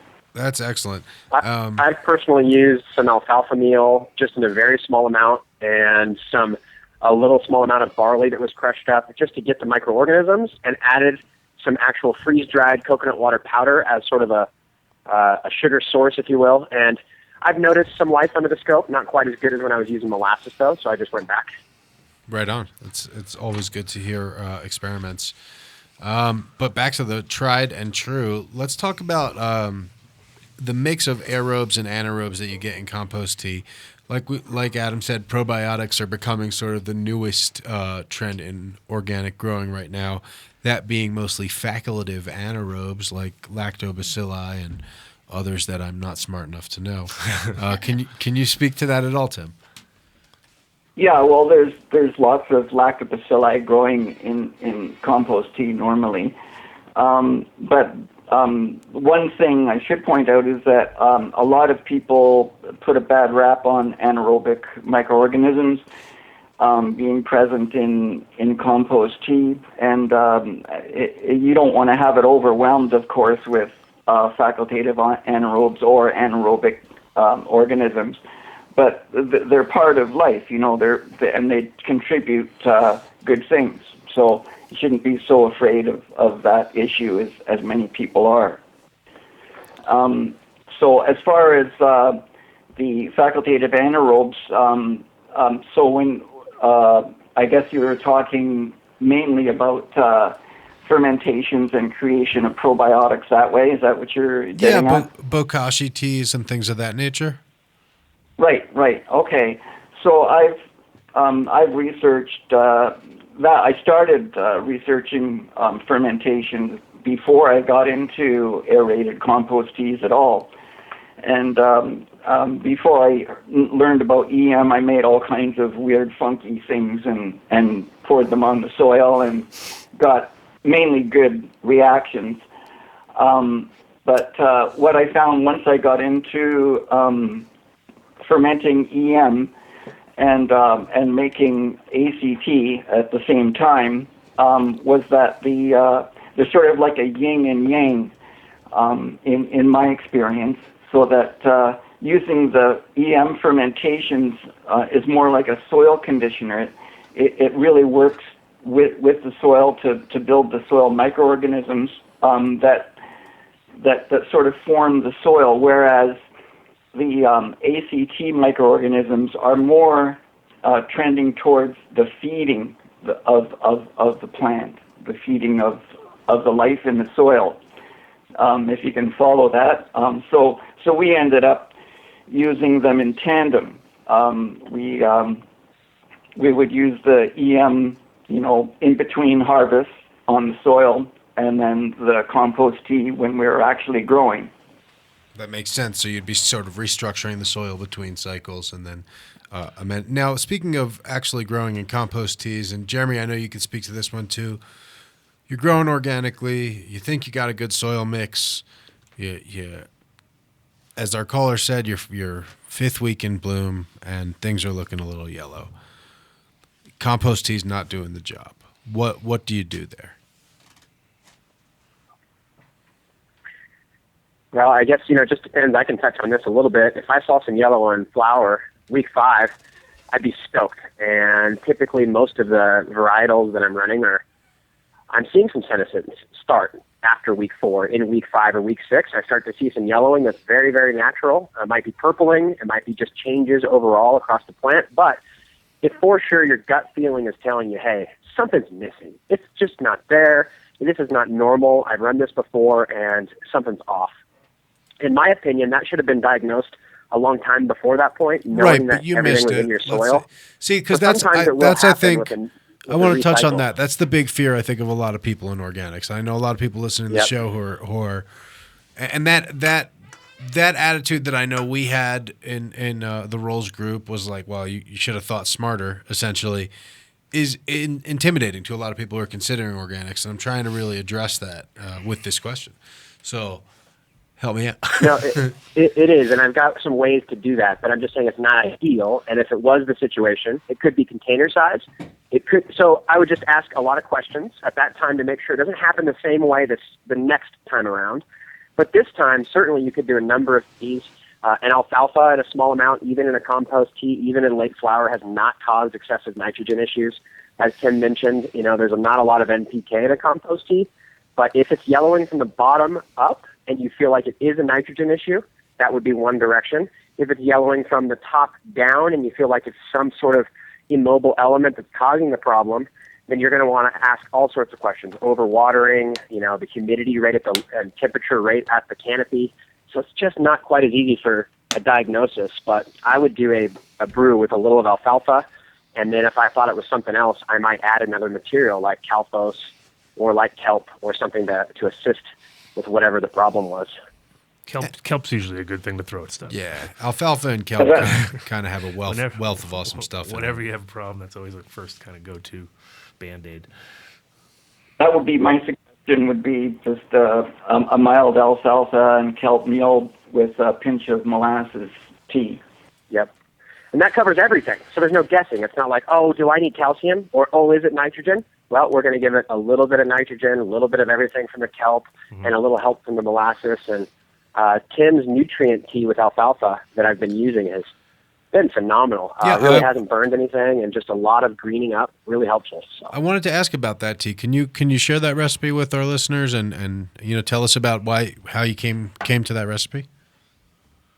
Well, I don't have it in front of me, so I probably can't remember all of the proportions, but I think it's a half a cup of alfalfa meal, just the regular stuff that you get at the feed store per gallon.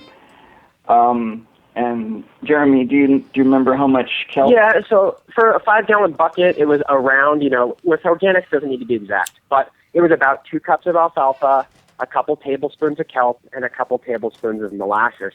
Was about the ratio that I remember from you giving me. Right, and so we just came to that from experimenting on our little farm here, as well as I got the original amounts of the alfalfa from the forums from I think it was 3 Little Birds. Yep. And can you talk about what you've experienced, the effects of these different nutrient teas or, botanical teas in conjunction with the compost tea? Does it interact with the microbes at all? Can you mix them together while you're brewing? To what extent can you? That's because I think that's the other fear that some people considering organics have, where they're like, I got to make a different stinky thing every night of the week. And, can I just do one thing? Well, my preference is to do them separately. Because the more stuff you add into a compost tea, the more you're going to suppress the dissolved oxygen capacity, and the greater the possibility that it's going to go sort of rank on you.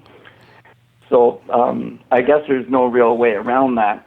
Lots of people, including people who are supposed to be experts, suggest adding things to a tea right before you apply it, and unless you do it a very minuscule amount, you can just right away knock 50% of your microorganisms out by doing that. Wow. So better to keep them separate. Yeah. So and also you don't have to brew everything every single day all the time. To give a complete opposite, I've got a buddy locally who is using hydro buckets and some pretty basic nutrient regimens. I gifted him some soil, and he decided, as a veteran, having some pain issues, not wanting to do a lot of work, to just give him tap water that was bubbled out for 24 hours the entire way through its life cycle, and the results are phenomenal. So it doesn't have to be done, but certainly if you're noticing an issue or you want to try and increase yield and increase the speed at which the plant grows, it really does help to apply something externally from time to time. Now, we have about 16 minutes left, and then we'll be doing our little wrap-up segment here. But go back to the basics with compost tea. So you can make it as much as you want. You can apply it every day. But one of the things that everyone always wonders is, what happens if you're brewing and then you really don't have time to water when it's ready? Can you extend the life? Can you feed it a little more molasses and keep it going a little longer? Or is it's done, or use it or pour it down, feed it to the outdoor plants? You can just keep aerating it and store it for overnight easily. And how long is that realistic for? Can you just keep compost tea perpetually alive? Can you essentially keep a compost tea brewer running and keep feeding it and refilling it? Well, you could. You could actually have a perpetual brew. That's easy to say. Which is actually suggested by one of the larger brewer manufacturers. And however, the downside to it is that there's a cycle that the microorganisms go through. The bacteria come out first, then the protozoa come out and so once it's reached its cycle at the peak, and then you dump some more foods, and then it goes back to square one again. And it has to go through the cycle again. So if you're doing that, you just have to be aware of that and make sure that you only use the tea when it's gone through the cycle again, and that and if you're selling it, you have to have a microscope. If you're selling tea like that without a microscope, you should be thrown in jail. So can you tell us more about that cycle? We have about 15 minutes left, and I think that's a good tidbit for people to take away. Okay, so the first thing that comes out when you start a compost tea is the bacteria, and as I said before, that includes archaea, and then they begin eating the molasses or whatever food stock you have in there, and they multiply really rapidly. And in response to them, the protozoa cysts that are there, they're like eggs, but call them cysts. They hatch out, and then they start dividing. So, if you have fungal hypha, if you have fungi in your compost, it comes out the same time as the bacteria pretty well. Anyway, so then the protozoa divide slower than the bacteria do. So that's why it's 36 hours to have the right numbers of protozoa to eat the bacteria to poop the nutrients, right? Does that explain it? Yeah, I think so. So the protozoa are just kind of there, and the bacteria are just kind of there, right? They enter your compost because they're in the environment, right? They're part of compost. Yeah, it's like protozoa or amoeba, ciliates, flagellates. Those are the three protozoa, and they're everywhere. So what happens though if you continue, say you just continue the brew to 70 hours or 60 hours, what happens is that at that point the ciliates begin to divide more and they dominate. And when you see that there's a lot of ciliates, it's an indication that you have a higher balance or a higher number of anaerobic bacteria, because that ciliate's favorite food is anaerobic bacteria. So that's an indicator. Yeah. So, and Tim, have you ever used an anaerobic tea on a plant and killed it or something? I mean, I've poured some pretty bad teas on plants and gotten maybe not the best reaction, but certainly not any negative. No, never. And that's another myth that's out there, that's propagated by some, that if you have an anaerobic tea and you go and dump it on some plants that you don't like because it'll kill them. But I tried that and they really liked it. So, and the other thing too is that as far as disease suppression goes, and the research has been done using compost tea for, I hate that word, but anyway, they use non-aerated compost tea have the highest success in pathogen suppression, much higher than using aerobic teas. So maybe, can you talk about the potential for pathogen prevention or suppression? Well, I can speak from my experience. Sure. When I first sort of became introduced to compost tea, I met this guy, became my friend, who had a huge greenhouse, like 1 acre size greenhouse, and he was growing commercial flowers for a living. He got an Erwinia infection, which is a bacterial infection of the root system, and so he just started making this aerated compost tea and applied it religiously.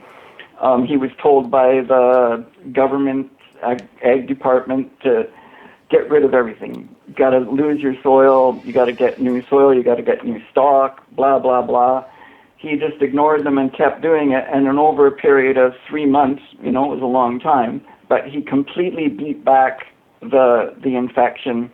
And then he started. He built a 5,000 gallon brewer and applied it all the time then to his flowers, and he started getting better yields, better looking flowers. His were the first to sell at the auction. So anyway, that was an inspiration to me. And at our farm that we way back, we started using it on our plants as well, and we had not just cannabis but all sorts of plants. And we had quite a bad outbreak of powdery mildew that came in on a load of hay. And once we started using the compost tea, it got less and less, with each season. And so it was a heavy pressure, and then it went down to like 5%.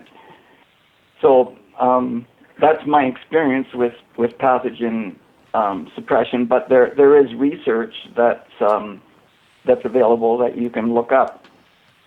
And I'm wondering, like, one of the problems, we're seeing a lot of fungal issues in Colorado. I know Fusarium is going around diagnosed and undiagnosed in many a garden. Really? And so I don't know to what extent compost tea maybe being a good preventative or hopefully temporary remedy. Well, you can't say, X is going to work on Y problem. As far as compost tea goes, is the fusarium occurring in organic practice? Is that where it's happening? I know it's probably getting passed around in clones, and it's all in a bunch of the larger commercial settings in Colorado. Yeah, I tell you, one of the greatest things you can do for a fungal pathogen is to use trichoderma in your soil. Lots of people pass it off as a mycorrhizal spore. It isn't, but it is a great protector and great pathogen suppressant. And can you overdo it with the trichoderma, or can you pretty much go all out? Sorry, say it again. Is it possible to overdo it with the trichoderma? I think I don't know where I've read it. I have a nugget in my head that I don't know if I can say accurately is true. The trichoderma can outcompete other things and come to dominate the soil entirely. Is that necessarily always something you want or don't want? Well, I think if you're growing cannabis, there's no harm to it. And as a matter of fact, it's probably a better species to use than the endomycorrhizal species. That's very interesting. So can you brew it right in your teas? And where would you get where would you get trichoderma? Well, there's a couple of different places to get it. I can't remember off the top of Dang it! Now I'm gonna have to offer trichoderma, Tim. There you go, Jeremy. I'll we're build the all rest of I'll your have it next catalog week, for I'm you. sure.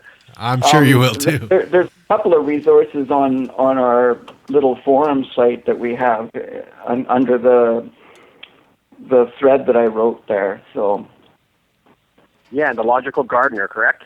yeah, right.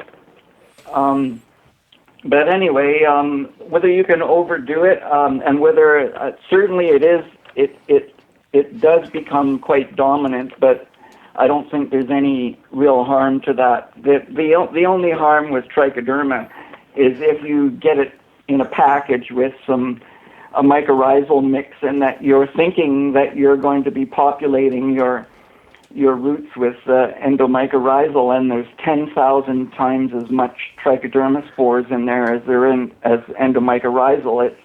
It's not going to happen, because what the trichoderma does is it eats fungi, right? So it's gonna attack the other fungi. So we have about 5.5 minutes left. Do you guys have any questions? Anyone else? I've asked a lot of questions.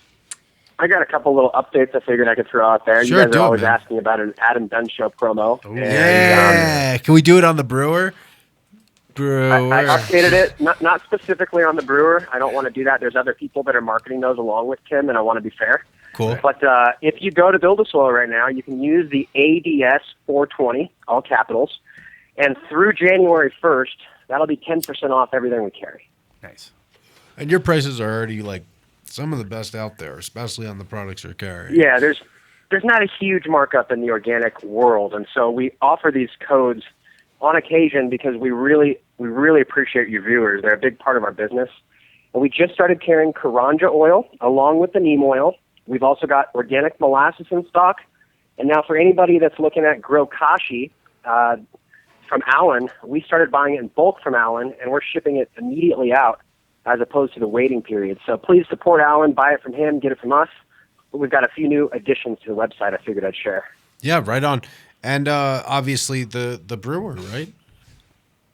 Yeah, the brewer's on there. Go to buildasoil.com, and then if you just look down, it's under 5 gallon. It'll say compost tea, 5 gallon mini microbiulator. So and they'll have some videos on there that show the actual microbe life we were just talking about in a tea brew.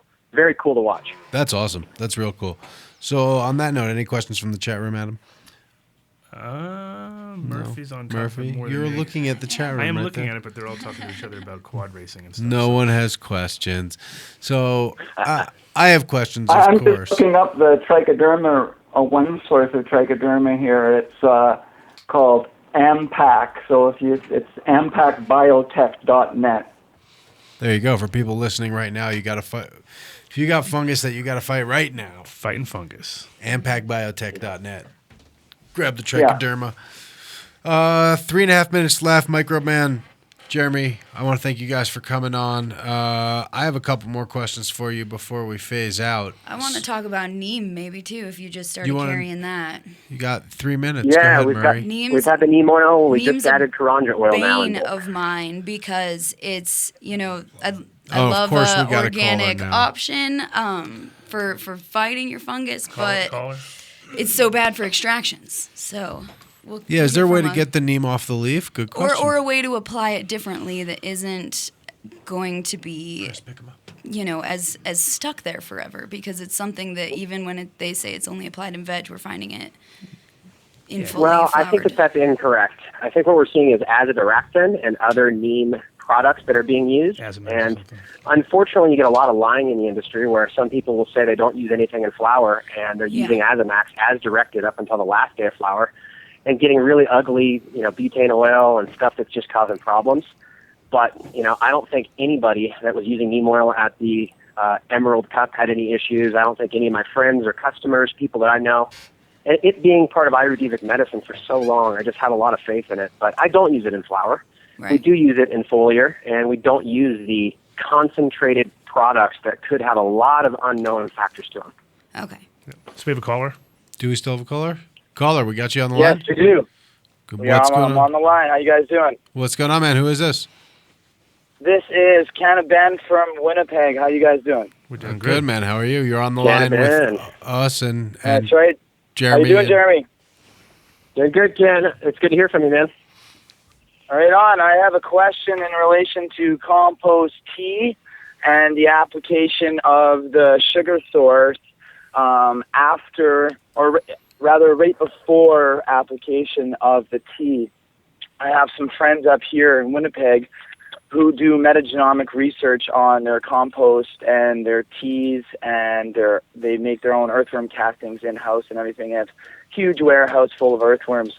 And they have a lab right up where they do all their brewing and everything like that. And they are adamant when I, get stuff from them to make my teas that I apply what they call their catalyst and their feed source right before I apply the tea to my plants. Their reasoning is that with feeding the molasses or the sugar source before, when you're first brewing it, you're going to populate, breed those microbes so much that the dissolved oxygen will go down.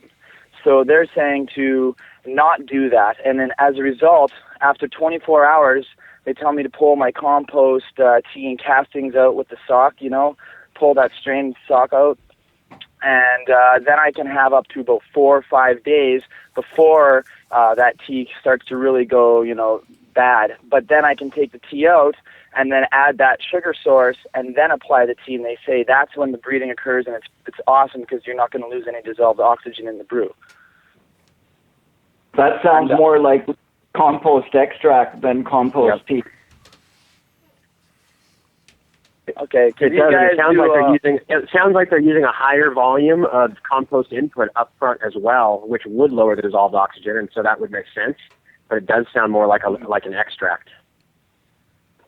Well, these guys do compost tea for big scale organic farms. Like Quaker Farms, which is here in Manitoba, is one of the largest non-organic and organic farms that there is. So these guys do compost tea for the biggest turf, golf courses in all of Canada, and also even within the States as well. These guys are really, really on top of the metagenomic research. And so when these guys say they brew compost tea, I'm kind of, torn between what I read online from a lot of sources and then what these guys are adamant about. But, I just wanted to throw it out there, and it's maybe something we could talk about a little bit more later. Do they present any data? Oh, well, yeah, they have a lot of data. They have a ton of data. In fact, that's what they do. They sit up, the guy that I'm friends with and I talk to, he sits up in a lab a large part of his time when he's not traveling around to conferences to speak about this stuff. But that's what he does. He sits and makes data, and he has data from research. So I could get that data, I could get that information, and then pass it along to you guys if you're down. But I just wanted to throw it out there and see what you guys think about it, and then maybe touch base on it later on.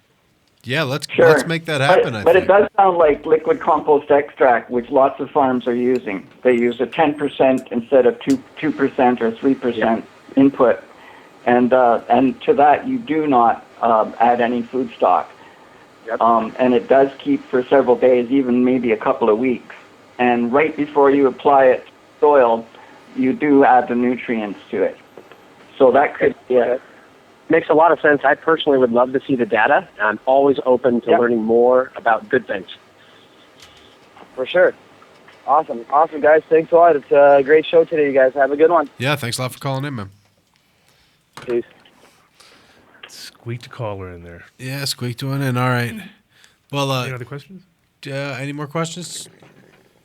Neem, do you guys want to have your great Neem battle? You want to do a whole episode about Neem? You mentioned that it wasn't an interest in the Emerald Cup, and that was a non-solvent entry too. So separating oil from water, that's easy. Separating oil from a chemical solution is tough. So you mentioned not using the concentrated or some kind of other. So what your question was related to product. Concentrate and having Neem in there? Right, exactly. And just, what kind of use do you recommend? Like you said, a lot of people are going to read the bottle or lie about whether or not they used it after flower. I wonder, do you see it as being effective just in veg and just as a preventative measure rather than a problem solver once you're in the flowering phase? I do, and ideally we'd have a situation where nothing needs to be used. But from what I've learned from trying to operate in a vacuum is that nature doesn't like it, and it'll fill the void with something. Right. And so using some preventative, very low doses of a really high-quality, organic, properly made Indian Ayurvedic oil, not one that's been chemically tainted and changed properties so much just to make a buck. So you use a very small amount, and if you have no problems because you've prevented, then my personal opinion is your flowers will be much cleaner because nothing needs to be introduced into the flower room at all. There's not going to be the problems of having to use a last-minute remedy and then not being able to really have a medicinal grade. And so these are all personal questions that I don't have enough data on. My gut feeling tells me that it's not going to be harmful at all and that there is some misinformation on the azadirachtin products, but I've got no actual evidence to furnish a report and say, here's one that was stopped right before flower, and here's the results of a concentrate after or anything like that. But I'm guessing that data will come, and I would love to be a part of that. So I'd love to get some of that neem because at the very least I can, take advantage of the testing facilities we have out here. Yeah. I'd love to send you some for free, and if you end up using it, and you can tell me for yourself if you, just using your personal senses instead of a scientific, evidence, can tell that there's anything left or if it's on the leaf or something like that. Well, we can process hemp and get hemp tested agriculturally for all of those residuals. So if I There we know go. what I'm looking for, which means knowing what's in the bottle, it's Perfect. easy, but a lot of it is knowing what's in the bottle first, and sometimes you just don't know. Yep, makes a lot of sense to me. On that note, we want to thank you guys for coming on the show today. I think this is The neem episode didn't get a lot of love though. No, They were we like, have 5 minutes left, and please then we don't- got to go. Please but don't do a whole episode on neem. Yeah, Ryan's favorite episode to date, Ryan obviously. he would be triple bored. No, but it's good. It's I mean, that neem is definitely one of those products which first time I started using it, but when in Holland like 20 years ago or something like that, it was like commercially they used it everywhere there, and I was like, this is like a miracle stuff. Every time the plants just look so happy. Yeah. But then I watched people way overdo it, and like their clones came in dripping. You know what I mean? And you'd be like, well, you kind of maybe you want to slow down a little bit on that. Lighten up. Yeah, that's the problem with something They that look works so- too well. Yeah, people is get that all over it. people go crazy. Yeah, you can't. Yeah. You can't. And that's why we overcome use good essential practice. oils too. I like to switch it up, not use the same thing in abundance every time. Yeah. Certainly, all things in moderation.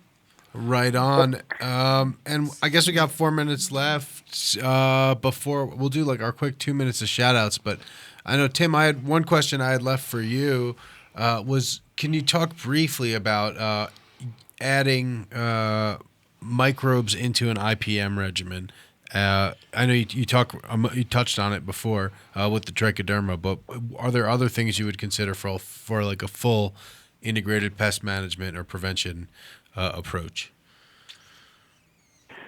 Well, I'm just generally, I think what I touched on already is all that I have experience with, but using the compost tea and organic practice as a preventative is your main thing.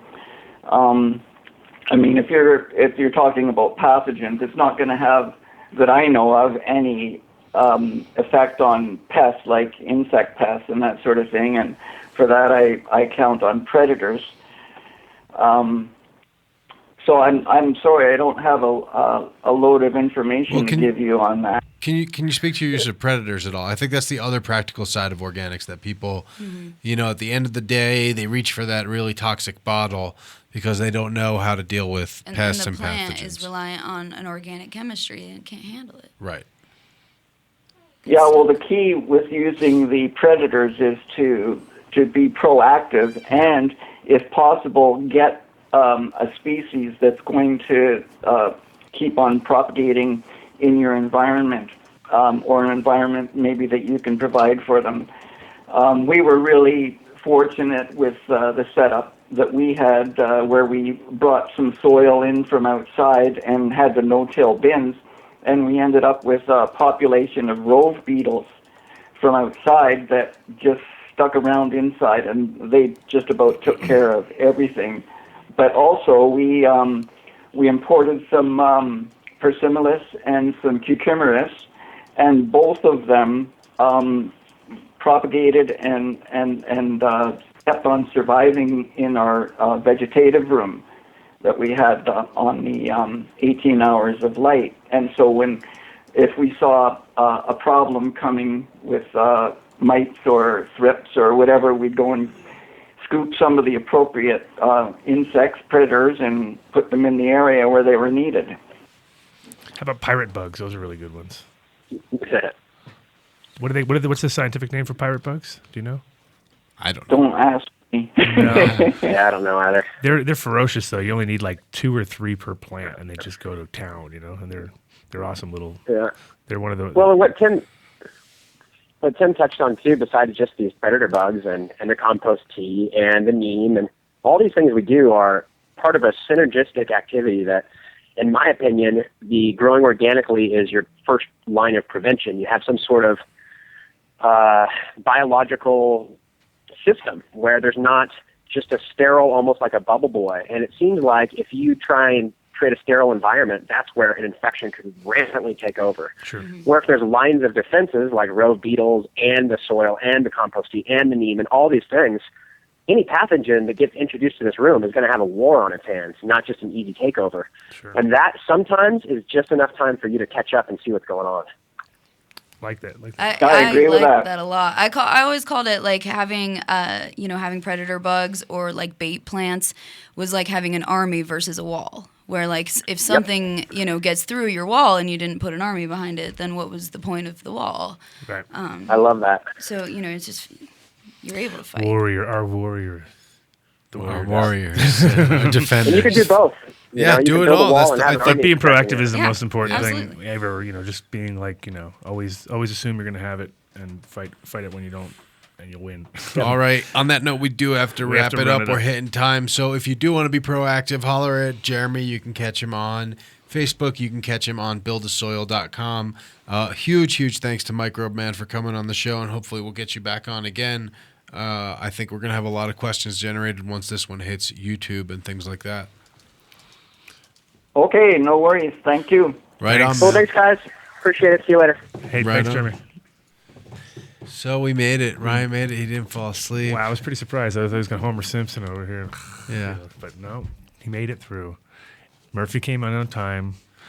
It's a Christmas miracle. It was basically a pre-Christmas miracle. The pre-Christmas miracle show. Yeah, but it was good. Good information, and the thing about, again, like organics it's a thing that needs to be. I mean, we need about 15 shows. Yeah. It's organics is it's a thing that you really. He's killing me. Oh my god! I wanted to say chlorophyll so many times every time chlorophyll was mentioned. I don't know that chlorophyll was mentioned that much. It was mentioned 3 times. The word was said 3 times. The word? You just have a chlorophyll. I was up there talking about God the knows store what. chlorophyll. All you The could talk store about is chlorophyll making was out with mentioned. There you go. My buddy. Continue with the chlorophyll. Jesus. All right. Wow. All right, so we got to keep a little shout out to. Well, do we want to talk about the CBD thing? Because we promised that dude we were going to talk about the CBD All right, thing, let's and do then it, we'll do let's the shout out. Okay, quick. Okay, CBD thing on. When's the date?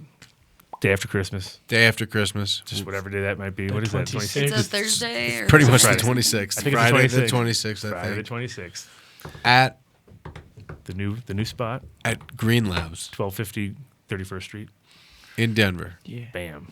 Contact us either through wherever you know of to contact us. Don't call the number, though. That's actually not the way to contact us. No, nobody's here after But we're not. yeah. Email, Facebook, email info@adamdunnshow.com. If you have CBD to contribute, If you have a family that's if in you need. know people who are in need of CBD, we especially would want to bring families in, and we want to connect families who are using CBD and have seen results with families who are hoping to find some relief.